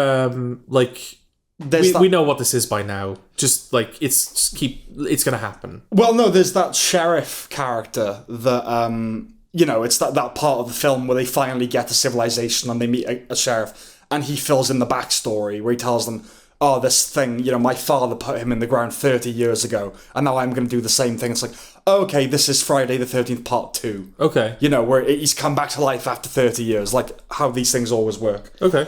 I mean, the Friday the 13th series is the obvious comparison, I would say. Not least because the woman who picks up the survivor at the end of this film was the Scream Queen from part 2. Oh, right, okay. Oh, I didn't know that. Yeah, it's a bit of legacy casting. Okay. Ultimately, it's far from perfect. Some of the shots are a little amateur filmmakery, I found. The execution, no pun, is unclean. So the tracking shots, they're sometimes made into a stutter by time jump cuts. Yeah. And I know you don't want to watch the killer walk endlessly through shrubbery and overgrowth, but that impurified the format a little bit for me. I think basically every problem that I've got with this film are during its moments of impurity. Right, yeah, exactly. I know that it's like, I mean, they made the films, they knew what they were doing, but I guess it would be a hard sell where, no, it's just 90 minutes of this guy walking and occasionally he kills someone. But the film obviously has a philosophy, and so when it departs from its philosophy, it would be like the zone of interest. We're now going to go into the concentration camp. Yeah. Whoa, I didn't think I was watching that. Yeah, the first big stumble for me, I don't know whether it was the same thing for you, when he sees those teenagers around the campfire, and it just cuts to them. Yes, it becomes a 360 Yeah, shot. where it's just kind of like tracking their conversation, and you don't see him for like 10 minutes. That was the first big one, and then... so he wears a mask. You're mainly behind him, right? And, like kind of trailing behind him. And he wears a mask most of the film. But at one... Does he wear a mask, actually? Yeah, he gets a mask at one point. He does have a mask, yeah. But his face is revealed at one point pretty randomly. Yes. As opposed to a critical moment of drama. I guess, like, it could be justified because... I don't know if he was a firefighter or the son of a firefighter. It's something like that, yeah. But it kind of orbits around firefighters, his mythology. Yeah. Like the mask that he wears, it's a specific type of fireman's mask, like a leather fireman's. It's mask. like an 1800s, early 1900s. Yeah, yeah, and he's got like a pair of hooks that connected by a chain, and that was used for a specific type of. Like firefighters would use that under certain circumstances. Again, probably like far back into in the day. past, and just a fireman's axe as well. I think at one point. So all of his weaponry and aesthetic is kind of fireman themed. Yes.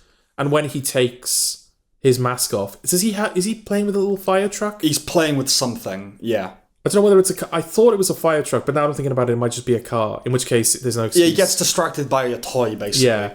If it was a toy fire truck, then I think it could be justified because but also, the why is there a toy fire truck? It's like the contrivance of that. It might just be a car. If it's a car, then it is an unnecessary reveal. And you could argue that the reveal it's just matter of fact. It's like, no, it doesn't moment at a big moment of drama because we're just seeing this thing like a documentary. Yeah. But I wouldn't subscribe to that personally. No. It's not scary. No, I know I said that you kind of stuck with the dread, but I meant that more theoretically because it's not scary. Yeah. I think even by slasher standards, it's not scary. No, and I wouldn't even say it has much tension.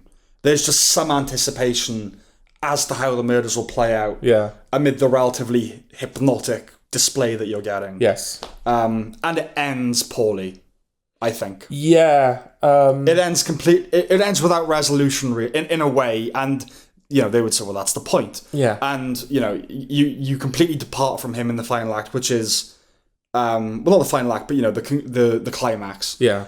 And I can live with that because the film is breaking now. It's kind of going off in a separate direction. It's probably what Late Night with the Devil was going for. Where like at the very end, it drops the talk show format. Yeah, exactly. Yeah. Except you can do it in this film, Yeah. It makes sense.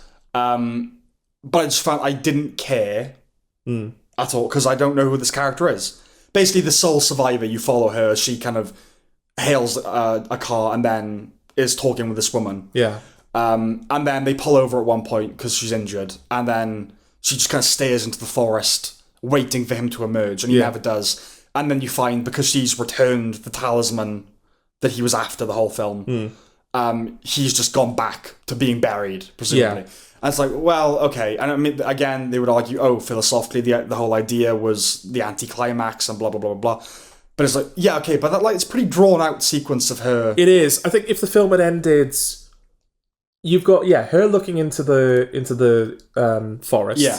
And then it's kind of the abyss stares back moment, isn't it? Where you just see an empty shot of the forest. Well, I suppose the implication would be that she'll be haunted for the rest of her life, essentially, now. Waiting for him. And if that was the final shot, I think it would have been a slightly stronger ending. Rather than the kind of in a way, the nihilism of, she's left to be tortured with the thought that this thing could pop up at any time. Yeah, we don't even know if he's coming. Yeah, but then we see that, no, he's just gone. Yeah, it's like it's bleak, isn't it? It's like I don't know, I quite like that, but I just found it very weak that the film was going there the whole time. Yeah. Again, a moment of impurity because, like you said, it kind of leaves him as the surviving girl escapes, and then we just spend the rest of the film with her. Yeah. And the film, she then has a conversation with the woman that picks her up in the car. Yeah. And it's like, okay, this is a different film now. Yeah. Like, it still has that very homemade feel that a lot of the film has. Mm-hmm. Like, if you look at the way that camera's bouncing as they're riding in the car, that camera is in the car with them.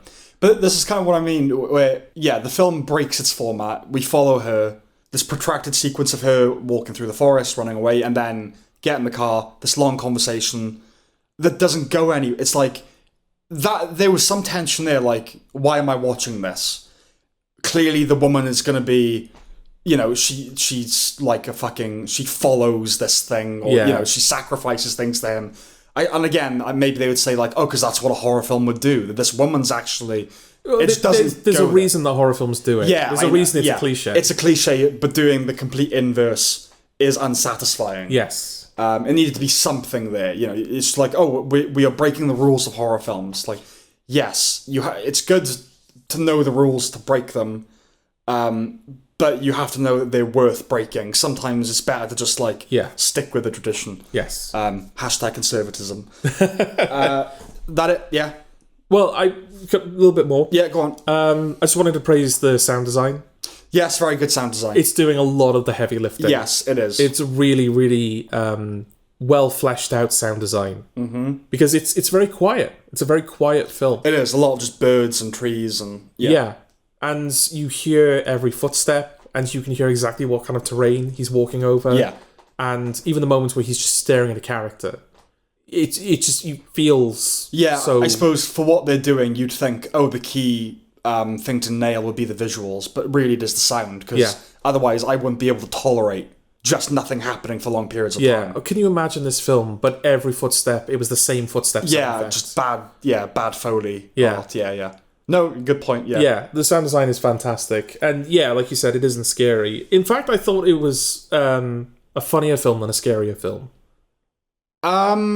I'm talking mainly about the kills. Yeah. I suppose because I wasn't scared at all, and I did find something's funny. I suppose I'd have to agree. Given, like you said, how artistic and minimal most of the film is, like you spend a lot of time just standing behind him as he walks through the forest, and then he'll be approaching someone. You hear a conversation off in the distance. You can see a whole scene play out. You see him collect a weapon. You see him go around the corner and wait for the person. Yeah, like you said, it's that building tension. And then the most gory shit you've ever seen happens, and it's so jarring. Yeah. And I think there's a moment where there's like a girl standing on the edge of a cliff. That's the one, isn't it? Yeah, and he like kind of grabs like her head with a hook. Yeah. And pulls her through her own stomach. Yeah, he kind of punches through her spine and her stomach. Yeah. So there's a hole there. Yeah. And then, pulls her head through the hole. Yeah. So she's kind of looking back at her own body. Yeah. That was... But I don't know if it's meant to be funny. Well, no. What's funny is that, you've got this, like, incredibly, like, gory moment. Yeah. And then he pushes her down the cliff. Yeah. And it cuts to this massive wide shot. Yeah. And you just see in the distance this little body going plop. Yeah. And just slides down the cliff. Yeah. And so, like, that's funny. That's a funny wide shot. Yeah. I don't... That's the thing, though, is, like... I suppose the central debate to have over this film is, are those moments meant to be funny? Because they're so over the top. Yeah. I don't think they are. No, they're not meant to be. They're not meant to be comical. No, but horror and comedy, there's such a fine line, right? Yeah, and just being very matter of fact about something can make it funny. Like, it's just a wide shot of him like disemboweling this woman. Yeah, can be terrifying or hilarious. So I wonder what they would say about. But the rest of the film feels so sincere. I think those moments are supposed to be. Defibrillators. Yeah, shocking. Yeah. You've spent a lot of time just kind of falling into the monotony of watching him. We're going to wake you up now. Yeah.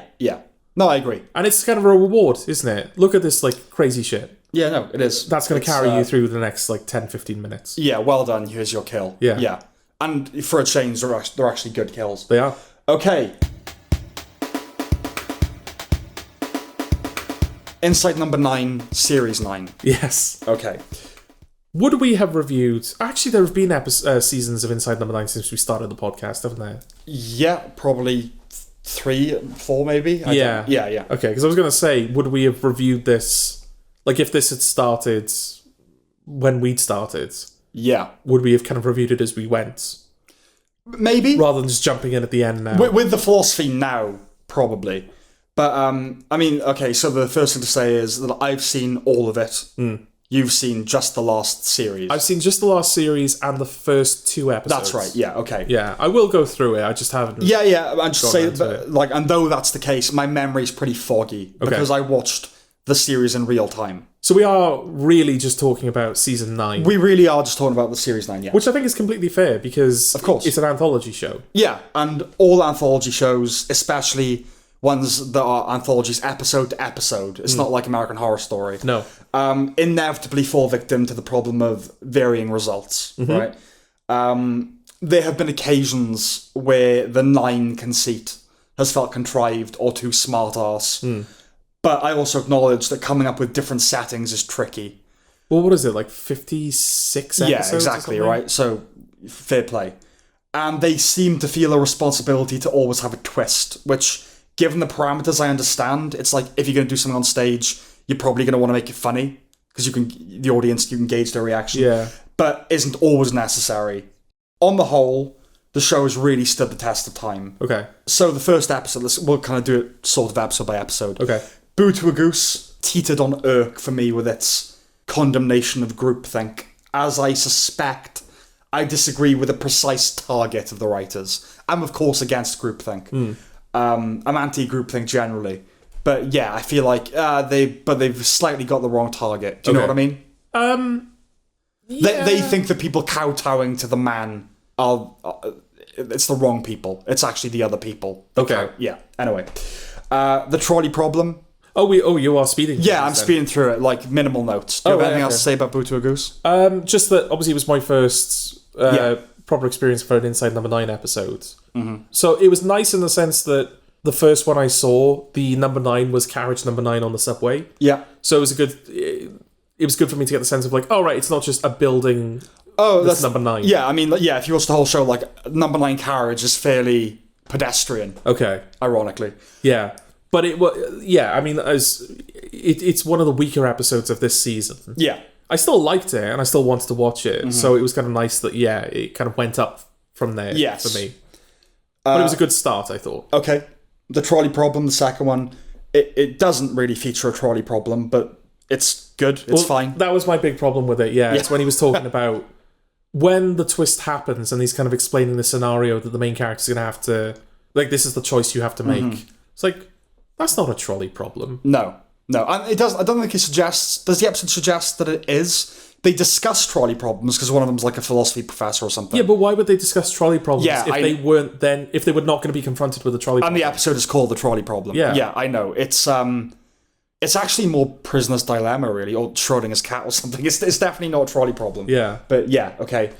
Mulberry Close, nifty little construct. This was my favourite.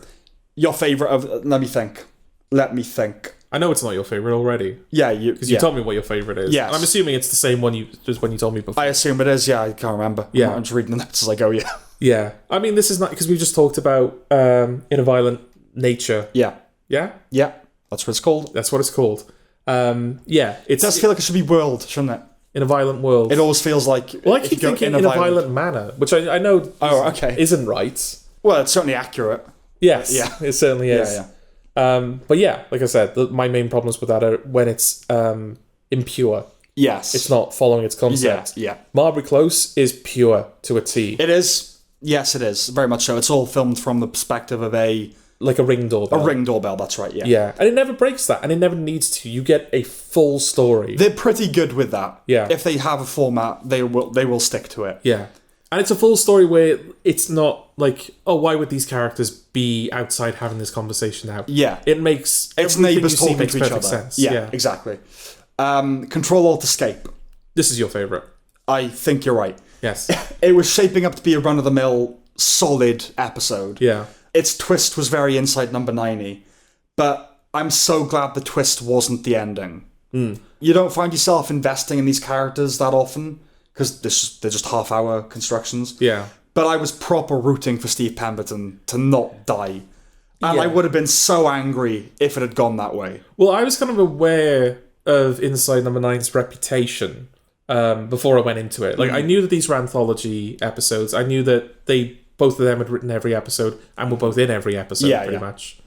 And yeah, I knew that it was a dark show. Like, it was comedic, but it was nihilistic as well in some ways. Well, like the League of Gentlemen, like there are like a heavy infusion of horror and darkness. Yeah, exactly. Yeah. So of course, when the twist sort of happens, it's like, oh god, right, okay, this is going to be miserable. Yeah, grim. Yeah, and then as you say, I'm assuming it's a rare case. It is. Yeah, it's more optimistic. Well, this thing, considering, so it's basically the setup is that it's a man and his family in an escape room, and then you find out he's actually in a coma.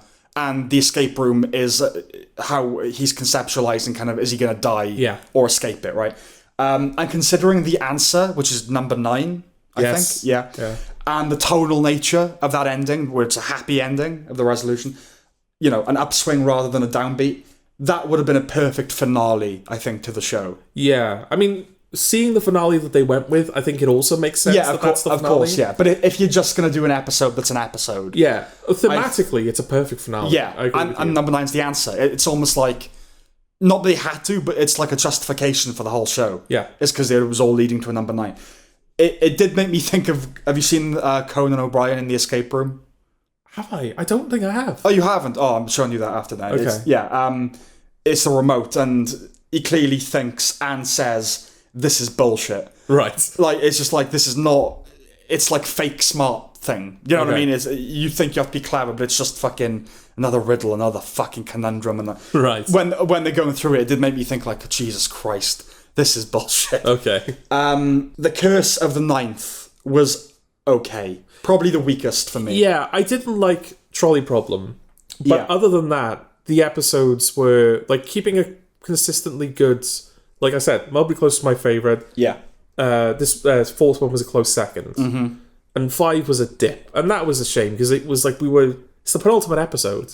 I suppose that I kind of anticipated it in a way. It's like, oh, if the last one's going to be good. Yeah. I guess the fifth one, it'd stick like a not great one in there. You know what I mean? Because of the nature of the show. Yeah. But yeah, I think it was the weakest. But Plodding On was a fitting finale. Yes. Obviously, it would mostly appeal to long-term fans. So essentially, it's Steve Pemberton and Reece Shearsmith playing themselves at a rap party for Inside Number 9. Yeah. And so a bunch of cast members over the years are showing up for the screening. They do a nice thing where the opening of the episode kind of mirrors the opening of the first episode of Inside Number 9. So there are a lot of things like that. Yeah. There are references to the Never Made Bus episode and the little sardines moment, like you said.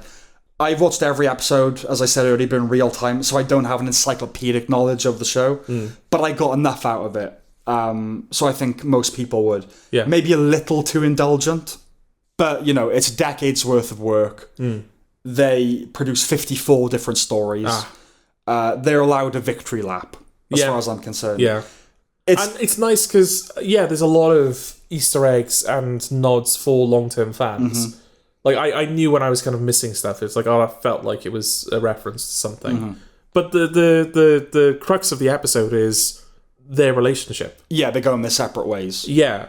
So there's something there to carry you through if you're not familiar with Inside Number 9. Yeah, no, there is a dramatic through line. Yeah, absolutely. Yeah. It's not purely nostalgia. No. It's interesting who they picked to actually act rather than just sit in the audience. Yeah. And those must have been some difficult conversations with the agents, I would think. Yeah. But also, it shows how much goodwill there must be towards the show that just like Zoe Wanamaker and like David Morrissey just agreed to be in the extras, essentially. Yeah, cameos. Yeah, like, that was nice to see that they'd maintained those relationships. I wish there had been a little more darkness in the ending, considering the type of show it is. But I understand why they opted for bittersweet nostalgia. Yeah. And it has the perfect final shot, which is, the implication that the bus episode will get made. Yeah. So, that's it, really. That's all I got. Yeah, there's not a lot to say about it. No. But, I mean, that's not to its detriment. We both really liked it, right? We both really liked it. Yeah. Yeah.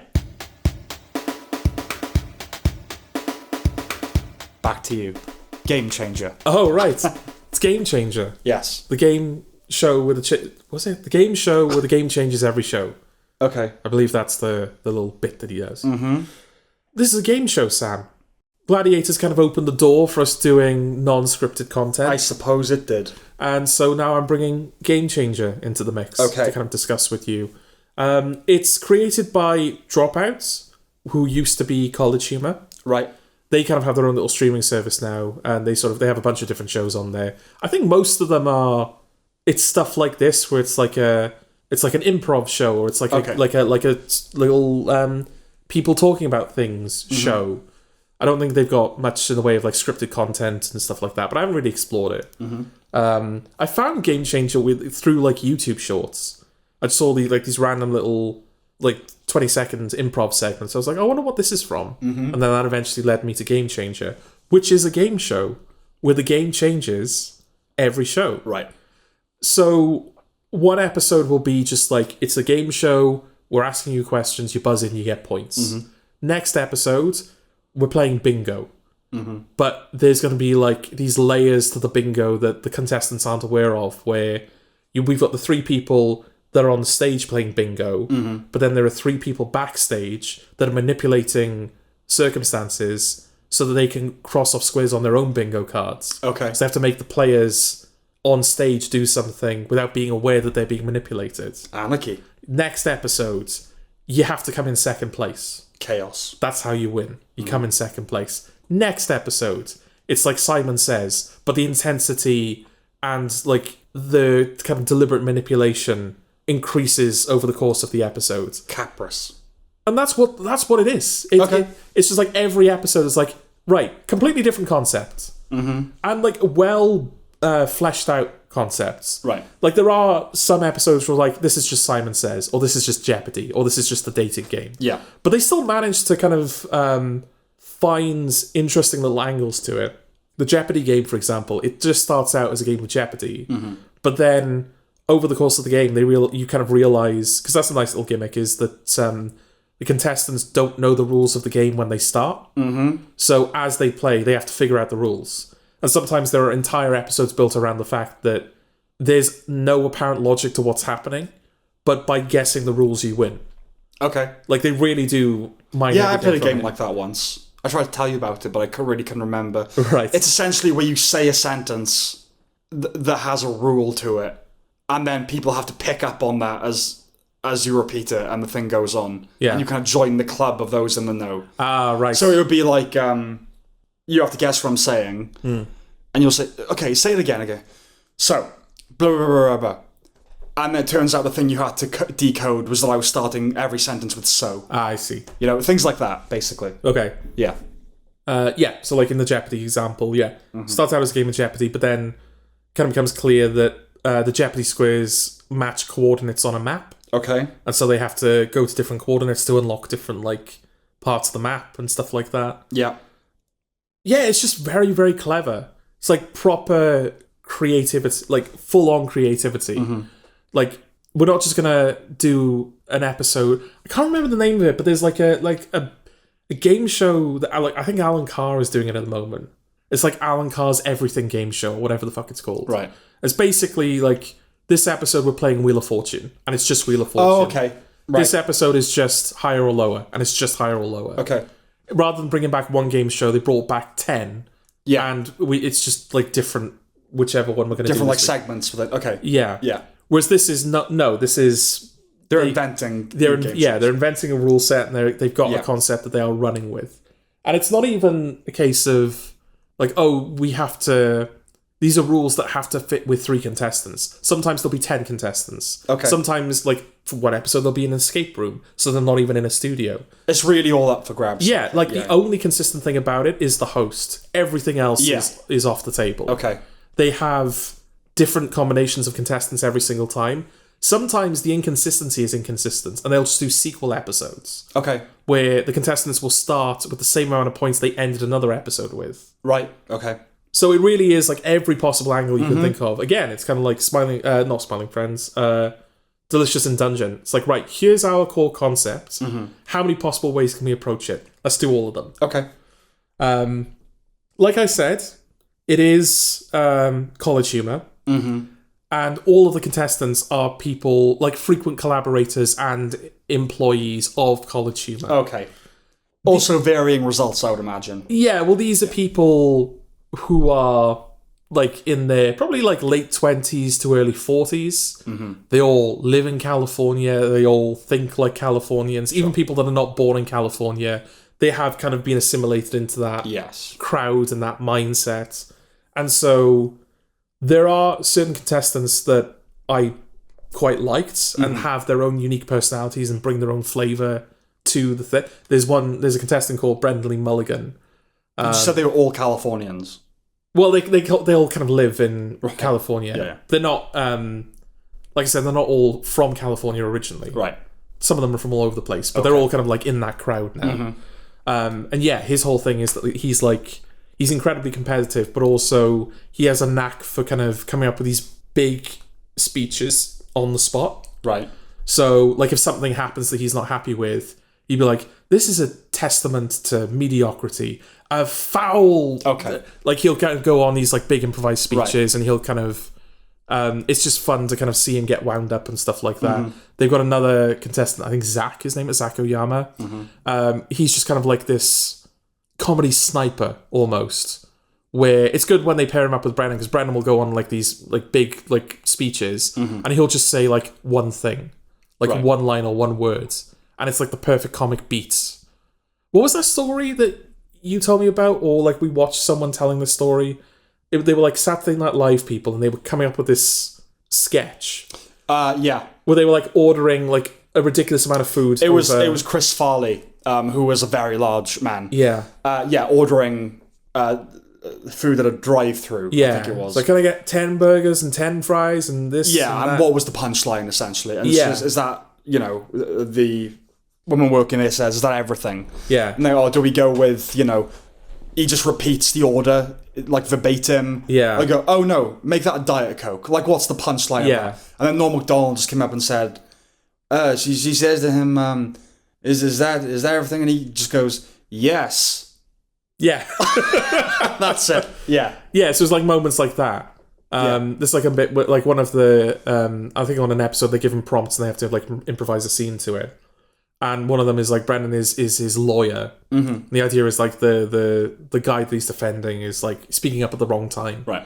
And yeah, Brennan is like, you know, this man is innocent and he's blah blah blah and is it not unfair that he has had to being faced with whatever? And then Zach just kind of goes, yeah, I killed him.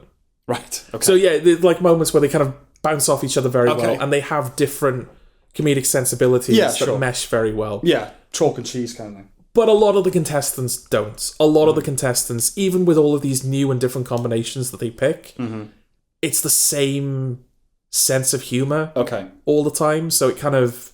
Personally, I felt that clashed with the inventiveness of the show. Mm-hmm. Like, even though this particular combination of contestants we haven't seen before, and we haven't seen this concept before, I feel like the humour is pretty much the same as like the last couple of episodes. Right. And that was a bit disappointing. Mm-hmm. And also, and I know this is not going to be a wide criticism, because I think it all depends on your political sensibilities. There were a couple of instances where, yeah, they kind of lean into that kind of like wokey kind of California thing. And I was like, oh no. Because it feels like the kind of show where it's supposed to be for everyone. I tell you, my problem, I have many problems with that kind of thing, but one of them is the kind of inferred assumption that people watching will just agree. Yeah, and I think that was what I... Yeah. Well, I watched the Emmy nominations the other day, right? You know, the live reading of it. And every variety show that was nominated, so, you know, Colbert, The Daily Show, every clip they played basically was someone criticizing Trump. Like, clearly, just thinking like, well, the audience are obviously going to agree. Yeah. That's like how in the bubble they are, you know, not like half the country or more don't like that and don't agree with it. Yeah, that's the annoying thing about it, is just how myopic it is. Yeah. Like the example for me, because it ruined what I was like enjoying an episode. Like I thought, oh, this is a really good episode, the way they've done this. And it just kind of ruined it for me. Like that particular episode, it had these three people on, and they had to buzz in to answer a question, and they were very easy questions, like what colour's a fire truck, like that level of right. But what colour's a fire truck? Oh, it's yellow, obviously. You were listening good. Yes. They have to buzz in, but the buzzers are like hidden around the studio, right? So they have to run off and go find a buzzer, and then there's usually some sort of like micro puzzle they have to complete to activate the buzzer. Like they have to find a certain book to order from the library, or they find like a leaflet and they have to call the number and order a buzzer to them, or there's like a robotic arm that has to press a buzzer that's inside a cage. Like, you know, creative little challenges like that.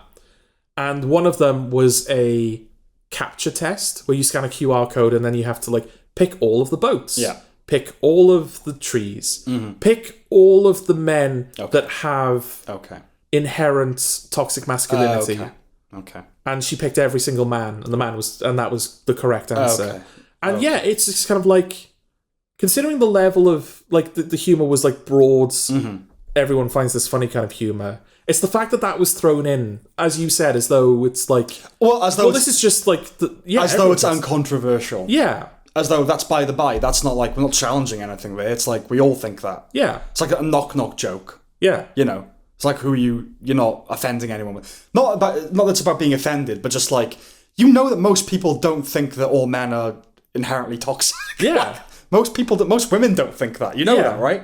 Yeah, exactly. But that's just the echo chamber, isn't it? Yeah, it is. I have no idea. Yeah, and it's not enough to ruin the show. It ruined that episode for me. But I'm not going to say like, oh, the show's unwatchable. No, yeah. Because it doesn't happen that often. But also, it's not something you have to invest in, is it? It's not like a drama or something like that. Like, oh, I love this, and now they've gone political, and it's just ruined it for me. No, of course it's a game not. show, so as long as you're enjoying it when it's happening, that's all that really matters, you know? Yeah, exactly. Yeah. And I do think the sheer inventiveness of it and the commitment to every episode being like a good version of the concept that they come up with, I think that does win out in the end. I think that it is something that I would recommend to a lot of people. But what I really took away from it was, man, I'd love to see a British version of this. With British comedians. Because I feel like it doesn't happen the other way around that much. Like, we kind of, again, weirdly, I think the last episode, I brought up that Patton Oswalt is going to ruin the 1% Club now. Yeah. Because they've taken that off Lee Well, they haven't taken it off him, but like the Americans are doing their version. And it's going to be Patton Oswalt. So yeah, a lot of our game shows get exported over there. I don't know how much it happens the other way around. It happens quite a lot. Not so much anymore, but a lot of our, what we would consider gold standard, golden age British game shows are American imports. Okay. So The Price is Right, Wheel of Fortune, Family Fortune, they're all American. Okay. But was there a point where that kind of stopped? I know there's a point where game shows kind of stopped. It's a very archaic... it precedes television. It's more daytime now. I think it used to be a bit more Saturday night kind of thing. And there's still that, but it's more daytime, more like, tea time, like 5 o'clock kind of thing. I think, there's a lot more things that we invent, but also things that are Dutch. You know, things, the Netherlands actually invents quite a lot of formats, like Big Brother's Dutch. Oh, right. Richard Osman, I know, has been involved with a bunch of those, like the Endemol and everything. But yes, I think there are fewer cases of that now. I think probably we give them more than they give us. Yeah. But I just think that I've seen Taskmaster brought up a couple of times. I was thinking of that. Yeah, that seems like the closest analogue we have to it. Yeah, I'm not familiar with Taskmaster, nor am I. So I can't speak to the. But I think it's different every time. It's yeah. Well, okay. My impression of it was that the format is always the same, but like the tasks that they're being given are different. Yes, exactly. Whereas Game Changer isn't even that. Yeah, it breaks even that. Yeah. Like one episode could take place in a studio with 3 contestants. The next one could take place in a swimming pool with 9. Yeah, and it would be perfectly in character for the show to do that. Well, Game Changer, I probably will. It sounds like the kind of thing that's very bingeable. Obviously. Oh, absolutely. It's very light, and you can watch it in any order as well. And it's rare that they'll do sequel episodes that require context. Okay. It sounds like exactly the kind of thing that would be on Channel 4 that Jimmy Carr would be presenting. Yeah. Right? Yes. Another one of those. Like, imagine an episode where, you have to come in second place, and they've got, like, David Mitchell. Yeah, right. Yeah, like, really competitive people. What's the one that Jimmy Carr hosted recently? It's a game show on Channel 4 that's vaguely anarchic. Do you know what? I've never encountered this, but my only experience of this is through you. Yeah. It's like, it has its moments as well. It's quite funny. But it's like... is it easy questions? No, it's similar kind of, like, basically the questions will be, they'll talk to the contestants, and then they will bring, every answer in the show will be something that's been previously brought up. Yes. So it'll be, where was he from, Or they'll show you something and go, how many squares were there? When, like, I don't know, I was meant to be looking at squares. Yeah. It'll be stuff like that, yeah. What is it fucking called? But yeah, there's a lot of game shows now that seem to be trying to break the rules. Yeah. I think we're definitely due for that. Well, that's a good thing. Yeah, because I think... I do like House of Games, though. Well, House of Games is good. Yeah. Like, there are some game shows like House of Games and Would I Lie to You where I think they're perfect as they are. Or they're very close to perfect if you even consider Would I Lie to You a game show, really. It's more a panel show, isn't it? Sure. If you want to be semantic about it. Well... I wouldn't say that was a difference in semantics. That was a difference in type. But go ahead. Okay. Was that you being semantic just now? No. No? No. It actually reminds me of David Mitchell on Would I Lie to You, where someone accuses him of being pedantic, I think. And then he says, no, I'm not. And they go, well, you've proven. It's like, no. Pedantry would imply that I take issue with grammar or punctuation, not a slur. So yeah, it's like that kind of like biting, like British wit. Yeah, Yeah. It would so suit the anarchy. I do think something like Game Changer. I'm not a snob about American British. I think American dramas, most great dramas have been American dramas, but I do think we are just comedy. There's no better comedy than British comedy. Good comedies that come out of America. No, plenty of good ones, but there's something about British humour. Yeah, that is just the funniest. Well, I think even Americans like the British sense of humour, don't they? Good American comedians are all Anglophiles when it comes to comedy. Yeah. If any podcast like The Nerdist or something like that, not to say they're good comedians, but anyone's really into comedy, they will invariably go, yeah, have you seen Garth Marenghi? Yeah. Every time. So, yes. Yeah. And I think Monty Python is often like the go-to. Oh, yeah. Like if you're a scholar of comedy, you're going to reference Monty Python, or you're going to, absolutely, yeah, do something like that. There was actually, I saw, maybe it was Martin Short, Conan O'Brien said, like, what is it about Canadians that makes you so funny, as opposed to Americans? Because Martin Short, like Jim Carrey, like there's a lot of Canadian comedians. Yeah. He said, I think it's because we got Monty Python before you. Oh, right. And that was kind of his answer for it. Okay. So that's interesting. Yeah. Yeah. But yeah, if anyone is in a position to adapt Game Changer, or if anybody is willing to put me in the position where I can adapt Game Changer to a more British format, I think I felt that coming off the back of those episodes of Nevermind the Buzzcocks we watched, like the Simon Amstel era. Yes, like that kind of. You don't have game shows like that anymore, where it feels like no one's really in control of what's happening. Yeah, it's all so controlled. They have like designated moments for banter. Mm-hmm. And then it's like, right, now, back to the questions. I find Mock the Week now unwatchable. Okay. Completely unwatchable, even though I hate it, because you just know it's all scripted. Not scripted as in, like, now you say this. But they've all pre-written their lines. They've been given the topic, they've pre-written lines. Like that, what's that round where they go up to the microphone? Oh, yeah, that. That. Now I know that's scripted. That's so disappointing. Yeah, and you just watch it and you go, acting like it's off the cuff. It's just, it's really grating now. But that's finished now, I think, isn't it? Finally. Yeah, they got rid of that. Yeah. Okay. More? Anything more? No, I don't think I need to. I think I've. You know what the show's about? Okay. Go give it a chance. Okay. Hundreds of beavers. Where? Over there. Okay, so this is Looney Tunes meets The Mighty Boosh meets Buster Keaton. Okay. To put it mildly. Yeah, this is another example of, I would give you the premise, but it would not do you any good. No. Yeah, exactly. It's the style of it. Yeah. It's a cartoon, a live-action cartoon, essentially. Yeah. A throwback to early silent comedies. It's a heady brew of influences. It has a slapstick pace and gags, broad melodramatic sweeps of silent movies, nonsense surreal context. Yeah. It has the bric-a-brac prickleage of The Mighty Boosh and Bunny in the Bull, those kind of things. What do you mean by that? Do you wanna... So it's like a smorgasbord of music, for one thing, and puppets, and collage, and people in animal costumes, and intentional shonk, and obvious sets. Things like, The Mighty Boosh has a very tactile, like, oh, we know it's fake, but that's okay. Yeah. You know what I mean? The whole style of the film is nestled between a pair of inverted commas, I would say. Right. There are things to admire. There's nothing else like it, for one thing. Absolutely, yeah. Absolutely nothing else like it. It can be funny, then clever, then infuriating, and back around again. I was a fan of the Bruce Lee beaver fight. Yes. I like that a lot. If it's your cup of tea, it will go down marvellously. It's not my cup of tea. Oh no. I know. Why couldn't you like this like you like Furiosa? Well, it has the kook problem for me.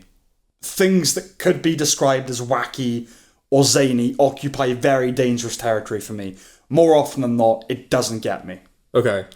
It made me think of Oliver Babish in The West Wing. Why? Well, when he tells CJ, in my entire life, I've never found anything charming. Right. It makes me think of that of myself. Okay. I'm not that impervious, but I'm close to it. I'm not easily charmed, and certainly not by something like this. Not to say it's bad, I should stress. Okay. It's actually less anarchic than I imagined, though. I knew going in, it's like, oh, it's a crazy film. Yeah. But I thought it would be, you know, a bit like Smiling Friends, like colour sequences, future, like all that kind of stuff. There's a Canadian filmmaker, actually, that makes films like this. What's his name? That's annoying. I should have written it down. But yeah, a very close comparison. The style is chaotic but consistent, I would say. I thought there'd be, different sequences, colour, going in knowing next to nothing about what the film was, that is. In some ways, it's review-proof, I think, because any criticism, cheapness, or jank can be written off as deliberate, and part of its appeal. It tested my patience a great deal, I have to say, but I need to vehemently stress, this is purely a matter of taste, not critical objection. I'm not into jazz. If you are, this is Miles Davis. Okay. So I'd recommend this to people who like jazz. Right. And hopefully you should be able to infer from this review what kind of concoction you're in for. Yeah. And film fans in general who will watch it anyway and decide for themselves. Like I said, personally it tested my patience, but the filmmakers obviously love film. Yes. In the way that Smiling Friends creators love animation. And I commend them for putting together something with such diverse influences. And for most people, it seems to have worked. Yeah. It just didn't for me. Well, I was going to say, like, I don't not like jazz. Yeah. Jazz is all right under the right circumstances. I quite liked it. Jazz was a metaphor, wasn't it? Okay. Yeah. Yeah, I know you I wasn't literally literal, recommending to people like I'm just sort of saying that, like, you know, Are you continuing the metaphor, or are you being pedantic? No, I'm not going to... No. You'd never be pedantic. No. Go on. Never. Yeah, I think the only thing that you could really say about it, where I feel like it's a fair criticism, is that it is too long. It is too long. I think it's like an hour 40, hour 50. Hour 20. Yeah, it should be an hour 20, yeah. Or maybe even less than that. Yeah. It's long, but it's not like... Guy Madden. Sorry, I think that's the filmmaker to whom I was referring. Oh, okay, Guy Madden. Okay. It's not as if they use their time badly. One thing I did appreciate about it is that it's not just a kind of a sequence of gags that don't build upon each other. No, it's a story. It is a story. Yeah. Gags will come back. They'll kind of call back to them. They'll become plot relevant later, oddly. There's nothing that happens where it just kind of happens and that's the end of it. Yeah. There's kind of like a Beau is Afraid courtroom sequence near the end of the film where they're kind of putting the guy on trial for trying to kill hundreds of beavers. Yes. Yeah, like the beaver lawyer that he's got is like sweating and he knows he's fucked. Yeah. And they're kind of like calling back to the film, but it's not just a case of, oh, we're rewatching your antics. They're kind of putting forward, like, here's clear evidence that the guy, like, deserves to die.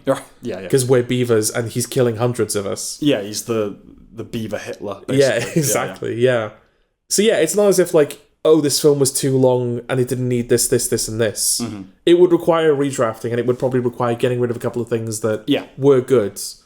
But, yeah, even as someone who liked it, an hour 40 is like, okay, it's too long for me to want to go back to it on like a regular basis. Right. I'm going to have to put time aside to watch it. I'm going to have to be in the mood for it. Yes. Whereas if it was like an hour 20, hour 15, it's like, yeah, I'll watch Hundreds of Beavers. I feel, again, but this is coming from someone with whom the style did not gel.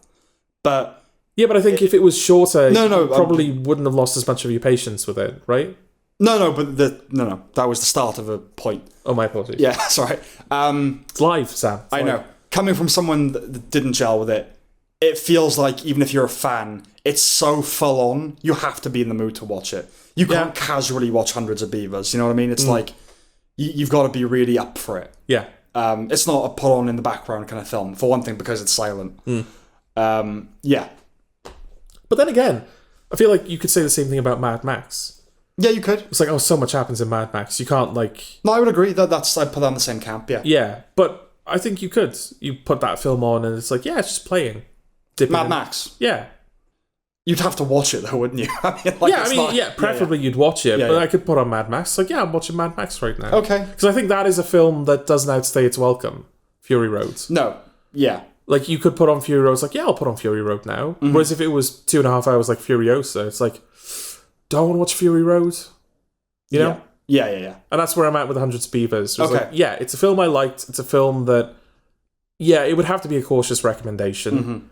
Because it's going to be... It's not just a case of like, well, if you're not in the mood for that kind of humour. Because I think it's a style of humour that most people can get on board with. Yeah. But it is patience testing if you're not... Yeah. vibing with it. I think we should stress this has not been a Marmite film for critics. No, it's universal Critics acclaim. love it. Yeah. Love it. It's like 97. It's really high. Yeah. So I don't want it to come across that this film has not been loved. Oh yeah, and I'm glad it was made and that it was made in the way it was made. Yeah. I just want to stress that my opinion is very minority. But I think there are quite a lot of people that will watch and go, yeah. No, absolutely not. Well, that seems to be happening with... Again, that's one thing we didn't really cover with In a Violent Nature. Yeah, there seems to be quite a few people that have watched it and gone, what the fuck is this? Nothing happened. Okay. Most boring shit I've ever seen in my life. But it's from non-horror fans that think they're horror fans. Do you think? Yeah, it's the same thing with... Because I think it's kind of the Mike Flanagan problem, where if you go in not adequately prepared for the type of horror, quote unquote, you're in for, you'll watch it and go, well, that wasn't scary, it was fucking shit. Well, exactly. I mean, but that's what I'm saying. It's like, I mean, we talked about the problems with it, but it's the kind of film the horror fans should watch to decide for themselves, if nothing else. Yeah. And I think genuine horror fans will like it more than people that think they're horror fans. Yeah. That just want either just a film of gore, which again is fine, yeah, or look, most horror fans, quote unquote, we talked about this, they just want jump scares. That's what they really want. And most serious horror doesn't do that. Yeah. Because it recognises that it's cheap and is going for dread a bit more. But I think if you're not sensitive to that kind of stuff, if you're not tuned into it and kind of fluent in a certain cinematic language, or frankly just not that intelligent, yeah, I don't think dread really works for you because you're just watching things happen. Yeah. And there's no build up within you, you know? Yeah. Was there recently where we said that, like, Annihilation, like, we knew people that watched Annihilation and laughed at it? Exactly, yeah. Because I know people that laughed at Hereditary. Yeah. I did not laugh at Hereditary. How could you possibly laugh? Laugh at the scene in Hereditary. No, yeah. Yeah, exactly. No. That was one of the, like, the only, like, very few horror films. You haven't seen it yet, have you? Well, not all the way through, because it's one of the very few horror films where I like, put it on at night. Right. I couldn't carry on with it. Oh, that's an oppressive film. Hereditary's an oppressive film. Yeah, it's great. Yeah. It's a horror film. I think it's like a bit where you're looking into a completely dark room and you can't really see anything, but you know there's a person there. I'm thinking of just stuff from the film now. I haven't seen it since 2018. And there are still things I remember about it. They're quite vivid. You know what I mean? Yeah. So that's a sign of a good horror film. But I mean, I'm sure there are people, again, they're not horror fans, so they wouldn't. But if they saw Don't Look Now, they would the big ending of that, they would laugh at it. Yeah. And it's not funny, to my mind. No. But again, there is a fine line. Yeah. But back to Hundreds of Beavers. Yeah, that's not funny. Hundreds of Beavers is funny. Yes. And I do recommend it, but... knowing that you have to have a certain taste for it. Well, yeah, knowing that some people... Because that's the thing. Like, I think some people that maybe wouldn't think that they've got the kind of taste where they would be able to digest Hundreds of Beavers might end up getting along with it really well. That's where I might quibble, but I don't know. I can see that I don't know, but I wouldn't agree with that wholeheartedly. Okay. I don't think it's I don't think it's a film that's going to win you over if you're not don't think it's a gateway film into that I don't think so. Okay. No. Yeah. Because I would have found it more palatable, I think. Right. Okay. That's fair enough. Yeah. But yeah. Anything else? No, I recommend it, but I think you'll know pretty quickly if you're going to get on with it. I recommend it too because you should try it. Yeah. Nevertheless, it's not like an immoral film that I'm trying to warn people away from. No. It's just like if you don't like it, then if you don't like, say, the first 10 minutes, it's not going to get better for you. Yeah. So yeah, that's a good compromise there. Yeah. Okay. Winnie-the-Pooh. Blood and Honey 2. Speaking of cheap horror. Yeah, Okay, where to begin, George? Are you willing to lend me a certain amount of forbearance here. Because I've got stuff to say, man. Sam, this isn't even the final review. I know. Why are you prepping me?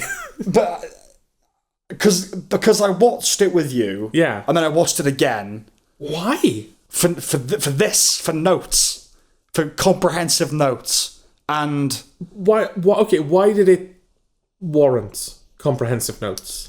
Because we reviewed the first one. Yeah. We know what we thought of the first one. Yes. And honestly, like, most of the things that I could say, I can just swap them out with the phrase, listen to our review of the first one. I would mostly concur. I hope that by the end of what I'm about to do to you... Okay. you will understand why maybe I felt it was necessary. Okay. It just reminds me of This reminds me of Watchmen, where the whole thing that brings Dr. Manhattan back to Earth is the paradox of humanity, whereby a woman can get raped by a man and later fall in love with him. It's like, right. What I'm going to do to you now. At first, you might not like it. At first, you might hate me. Okay. But by the end. Okay, there's a scene where Piglet... There's many. Yeah, where Piglet attacks two hunters and tries to be all menacing and intimidate them. One of the hunters says, fuck off, and blows his head off with a shotgun. That I liked. This is never a good sign, Sam. When you're first... Yeah, I did that with Unfrosted as well. Yeah, where your first point is something you liked, and you're making a point to the fact that you liked it. Yeah, okay. I fear what is to follow. So the film has a bigger budget than the first one. It has higher production values and a different cast. They tried to contextualise the latter decision, but we will come back to that. Okay. The acting. It's also a dread-filled review. So you've got chapters, yeah. Like Furiosa. The acting. Okay. You'd think that the recasting of Christopher Robin was because they could afford a better actor. This is not the case. It's just one of the producers... but I found out he is apparently an actor, which is bizarre. Okay. Which just adds the whiff of Vanity Project into the already pungent mix. Who has the most grating voice and a horrible, awkward delivery when he's just trying to sound normal. I'm not familiar with the subtle variations in regional London accents, but most of the characters have one accent. It's not quite Cockney. I don't know if it's Brixton, but that sounds right to me, so let's say it is. You expect to hear bruv and mandem a lot, basically. Okay. I don't want to sound too elitist, but I feel like the 100 Acre Wood is RP, right? Yeah. Who's the guy? There's the Winnie-the-Pooh voice. Something Cunningham is there? Oh, I can't remember now. But yes, that voice. Piglet. I can't do it. Piglet. It's weird, like high and raspy, isn't it? Yeah. Jim Cummings, isn't it? Yeah. Jim Cummings. Piglet. That's Marge. That's Marge for the Simpsons. No, Marge is homie. Okay. Homie. Oh, Jesus. Well, don't like that. No. Why? It was just the fact that it was directed at me. Homie. Yeah, that's not... Okay. You don't say that That's what they say in the ghetto. Yeah, it would be like the voice of a pilot. It codes a certain something. Yeah. To you. And children's stories like Narnia and Harry Potter and Winnie-the-Pooh are RP, even when you're trying to invert the series. Well, no, because... No, I would argue that... I think this was a problem I had with Detective Pikachu, which I don't think we ever reviewed because it might have been pre-podcast. But obviously Ryan Reynolds does the voice of Pikachu in Detective Pikachu. I think Pikachu might have had a voice in like a spin-off game before, but obviously for a lot of people this was the first time a Pokemon had a proper voice. You know, Pikachu is Pika. It's like that kind of... Pika. Whereas this is just Deadpool, Reynolds. basically. Yeah. And it doesn't work in either direction. It's not a voice that naturally suits Pikachu. Yeah. And it's not a voice that is radically different enough from what you'd expect. It's not Stephen Fry. Yeah, it's not enough of a subversion, but it also doesn't fit. It's just in this uncomfortable middle ground. It's like Chris Pratt as Mario. Yeah, exactly. Yeah. Yeah, and I think it's the same case here, where if it was like a very out there accent... Yeah, where it's... Like enough that it is a proper... Well, they're all like Hot Fuzz or something. Yeah. Yeah, exactly. Oh, rolling the Andre Wood. It's like it's a horror film, but all right there, it just adds a certain spice to it, doesn't it? Yeah. But they're not doing that. It's just like it's almost kind of London, but it's like quite not. It's like sort of student London. It's like it's somewhere between student and Cockney. Yeah, it's not colloquial enough. Yeah, to be a subversion. Yeah, they just don't merge. But yes, the acting is terrible across the board. Simon Callow is in it, which is a shame. I have no idea why he agreed to do this. I don't know how busy he is these days, to be fair, but still. He's affected a Scottish accent for the role, for some reason. Callow. Yeah. One can only infer that he's giving himself a reason to do it. A way to get through Stay awake. Well, like he's trying out an accent. Like, oh, yeah, I suppose I'll do it. It's a monologue. Well, you're not going to say no to Simon Callow, are you? No, I mean, he could say no to them, is the key thing. Yeah, but if he's like, right, I'm here, but I'm going to do a Scottish accent. Yeah, you're not going to... Exactly, but that's exactly what... It's such an arbitrary decision. Yeah. That it's clearly not the filmmakers. He's just gone, oh, I think I'll do a Scottish accent. You go, yeah, why not? I wonder if it's a case of he was given so little... Because it's not just that we don't like the film, Sam. We don't like the people behind the film, do we? We'll get to that. Yeah, I'm sure we'll get to that. Maybe it's a case of he was given so little direction. Yeah. That he had to find the character. Yeah, he was obviously given the script because he's essentially brought in to do a monologue, right? Yeah. Given that, I doubt it was directed. It was just like... Yeah. Because... So he was probably like, oh, so how do you want me to play the scene? And he was just like, oh, say the lines. He's like, okay, well, how about if I do an accent? Well, that's the thing. If you watch it, that monologue plays out almost independent of the film because its style is so jarring. Because he's really trying to bloody act in his monologue. Yeah. We'll come back to the content of the monologue itself. But yeah, it's clearly just he was doing his own thing. And the film was just happening around him, was just filming him doing it. The writing. It starts with an on-screen quote from Winnie-the-Pooh. Then instantly has Simon Callow in voiceover quote Ernest Hemingway. Right. So pretty quote heavy on the front load. Yeah. Other than to hunt the monsters, why are people going to the woods? There's a random American character again for some reason who offers a quote that I think drives to the heart of the piece, which is just checking my notes here to make sure I get it right. This is so stupid. It's still not entirely clear to me why the creatures are killing people and in such a sadistic fashion. Oh, I think the film kind of weakly tries to justify that, and it's got another animated sequence to open the film. Yeah. I think basically it's something like they now know that there are people looking for them. Okay. Because like the story's got out that Christopher Robin, yeah. like something happened with Christopher Robin, so it's like, oh, people know we're here now, so we need to defend ourselves. So they'd be persecuted. Okay, right. The meditation through repressed memories that Christopher goes through and the kidnapped brother thing is very reminiscent of Five Nights at Freddy's, not to mention tons of other things before that. Do you know what? I hadn't considered the possibility that they would be ripping off... They would go to the effort of ripping off something recent like that. But they could. I know. Yeah. I don't, that's not even to say that, like, oh, that's an originality to Five Nights at Freddy's, because it's not even from the source material. It's an invention of the film. But it's not even original to the film. No, exactly. Like I've seen that in other things. Yeah, exactly. But yeah, I wonder if... Because I just assumed, as I think you just assumed, they knew they had the IP. Yeah. So they were like, oh, let's just make a horror film. Yes. Let's not like do anything in particular. Let's just make a horror film. Mm-hmm. And so the idea that they would look at a horror film that recently came out, and take inspiration from it, that feels like more effort than they were willing to put in. No, probably. I'm not saying they were ripping it off. I'm just saying like another horror film in recent memory that was shit. Okay. The dialogue is abysmal. So in this universe now, the first film is an in-world movie that misrepresents the true version of events. So the film says. Which is some bullshit all on its own, because why did you waste our time? Yeah. The character, quote unquote, of Lexi keeps saying that the film within a film is a lie, so, take that. Yeah. In the first one, he was friends with them. Robin was friends with the animals, but left for college, and then they became hungry, and then grew feral in the winter. Now, Pooh is his brother, is Christopher Robin's brother, and the result of genetic experimentation. This is basically a reboot, right? Because they had more money, and they thought they could course correct. And I wouldn't be surprised if this happens every time. More money, a bit more money every time. Also, isn't there a real-world meme that they reenact? Yeah, we'll come to that now. Okay. I was just going to say, like, again, I'm not surprised that they've, quote-unquote, rebooted what's happened in the sequel. I'm surprised that they went to the effort of contextualizing it. Yeah.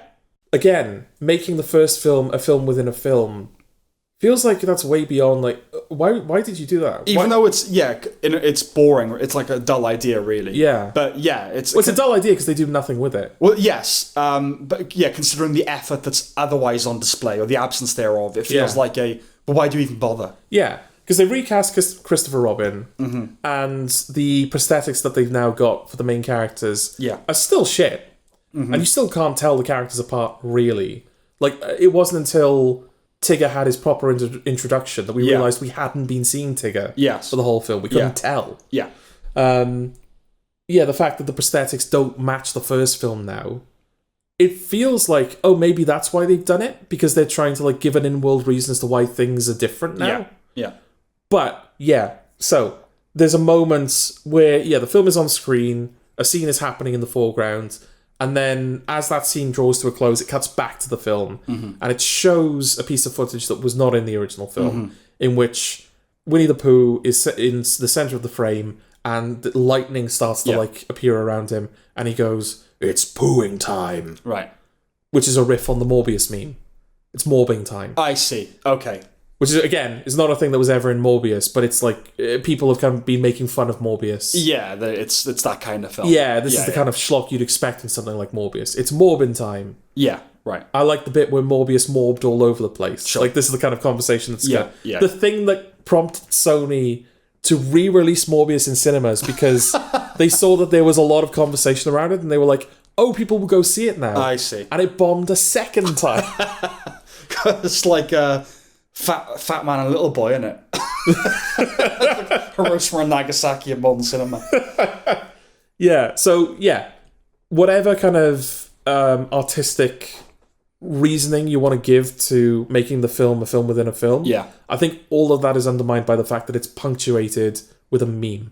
Yeah, something that is designed to kind of... It feels like fan service, do you know what I mean? Even though it's not. Yeah. It's so kind of cynically catering to a trend. Yeah. That's not going to... I mean, I didn't know what it was anyway.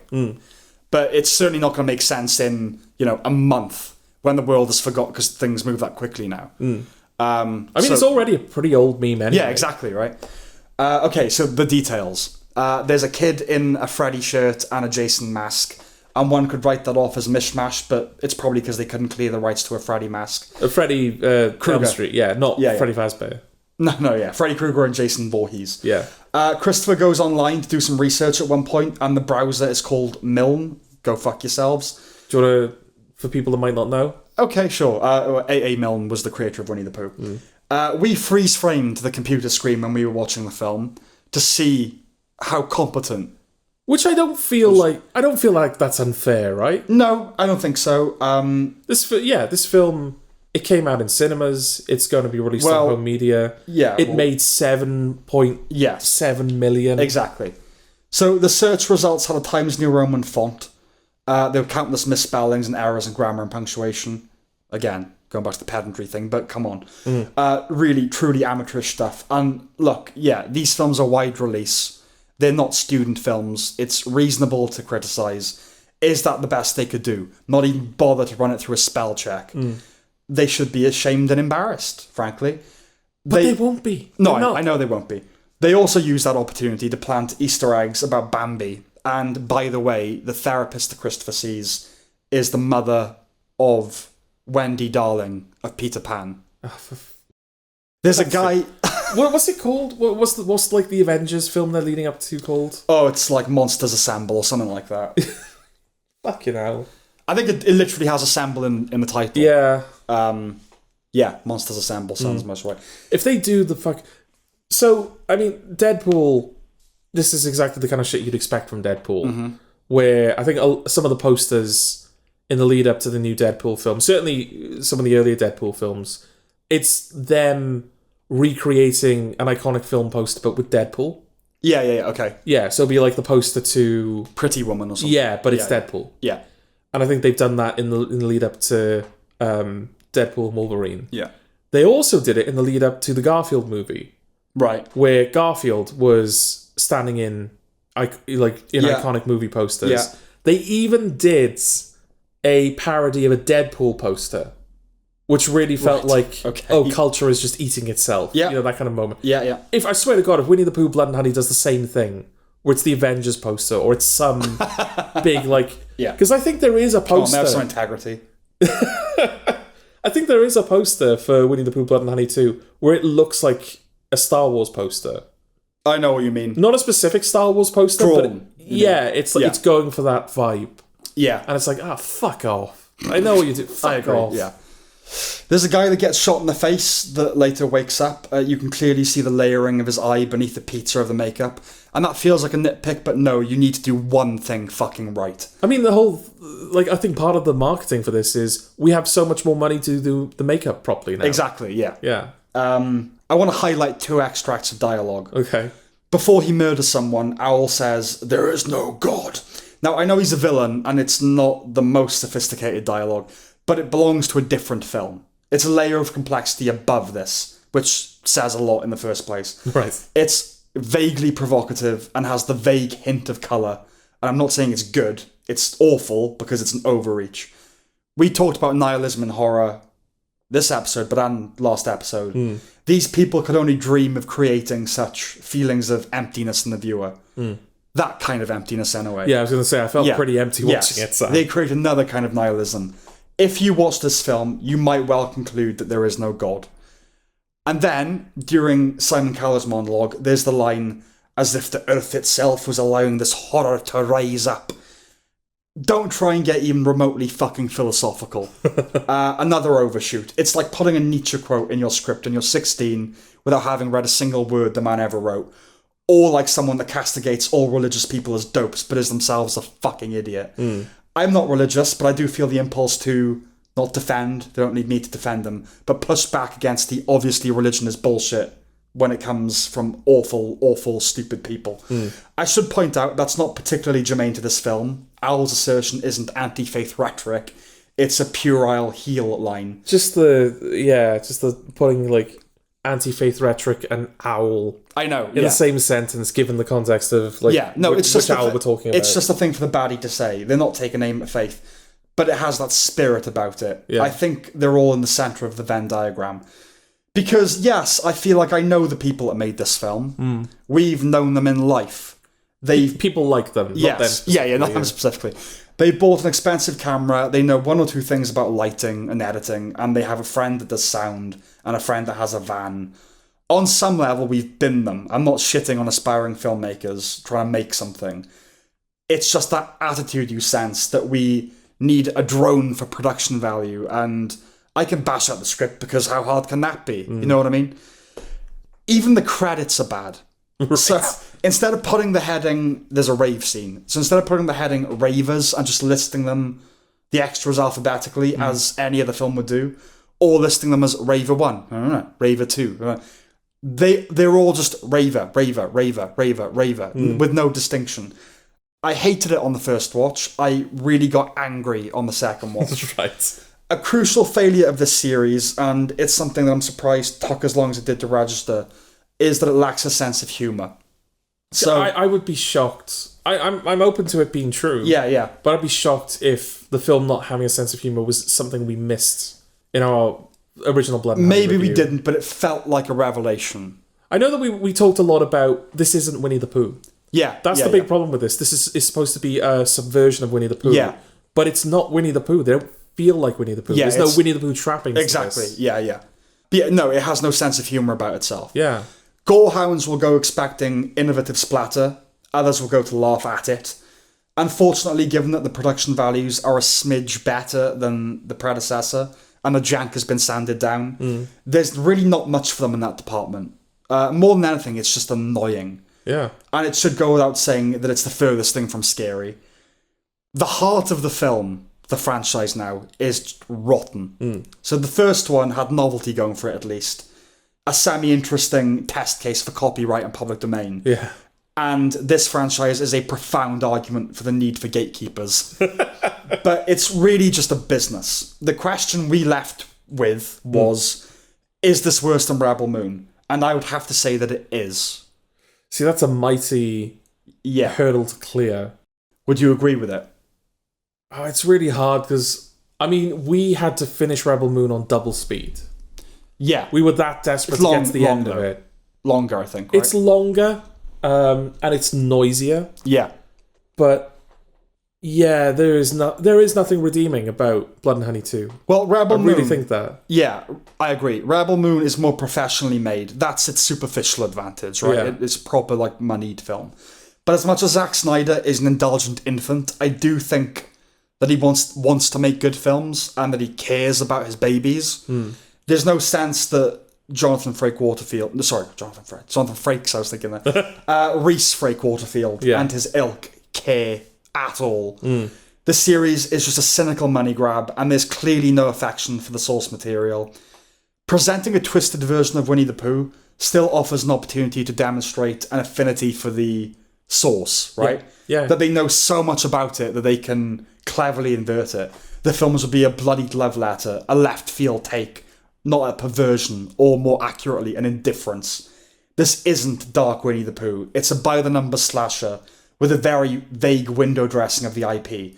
You can't even say that they're using the iconography because nothing about this is reminiscent of the 100-Acre Wood and its myriad inhabitants. Half of it doesn't even take place in the woods, does it? No, exactly. There are 7 films slated. It's just disgusting, isn't it? It really is. Just disgusting. Yeah, including an assemble film. It's going to be hard to dethrone this as the worst of the year because its placement in the film arena is totally incongruous. I shouldn't know that this film exists. Yeah.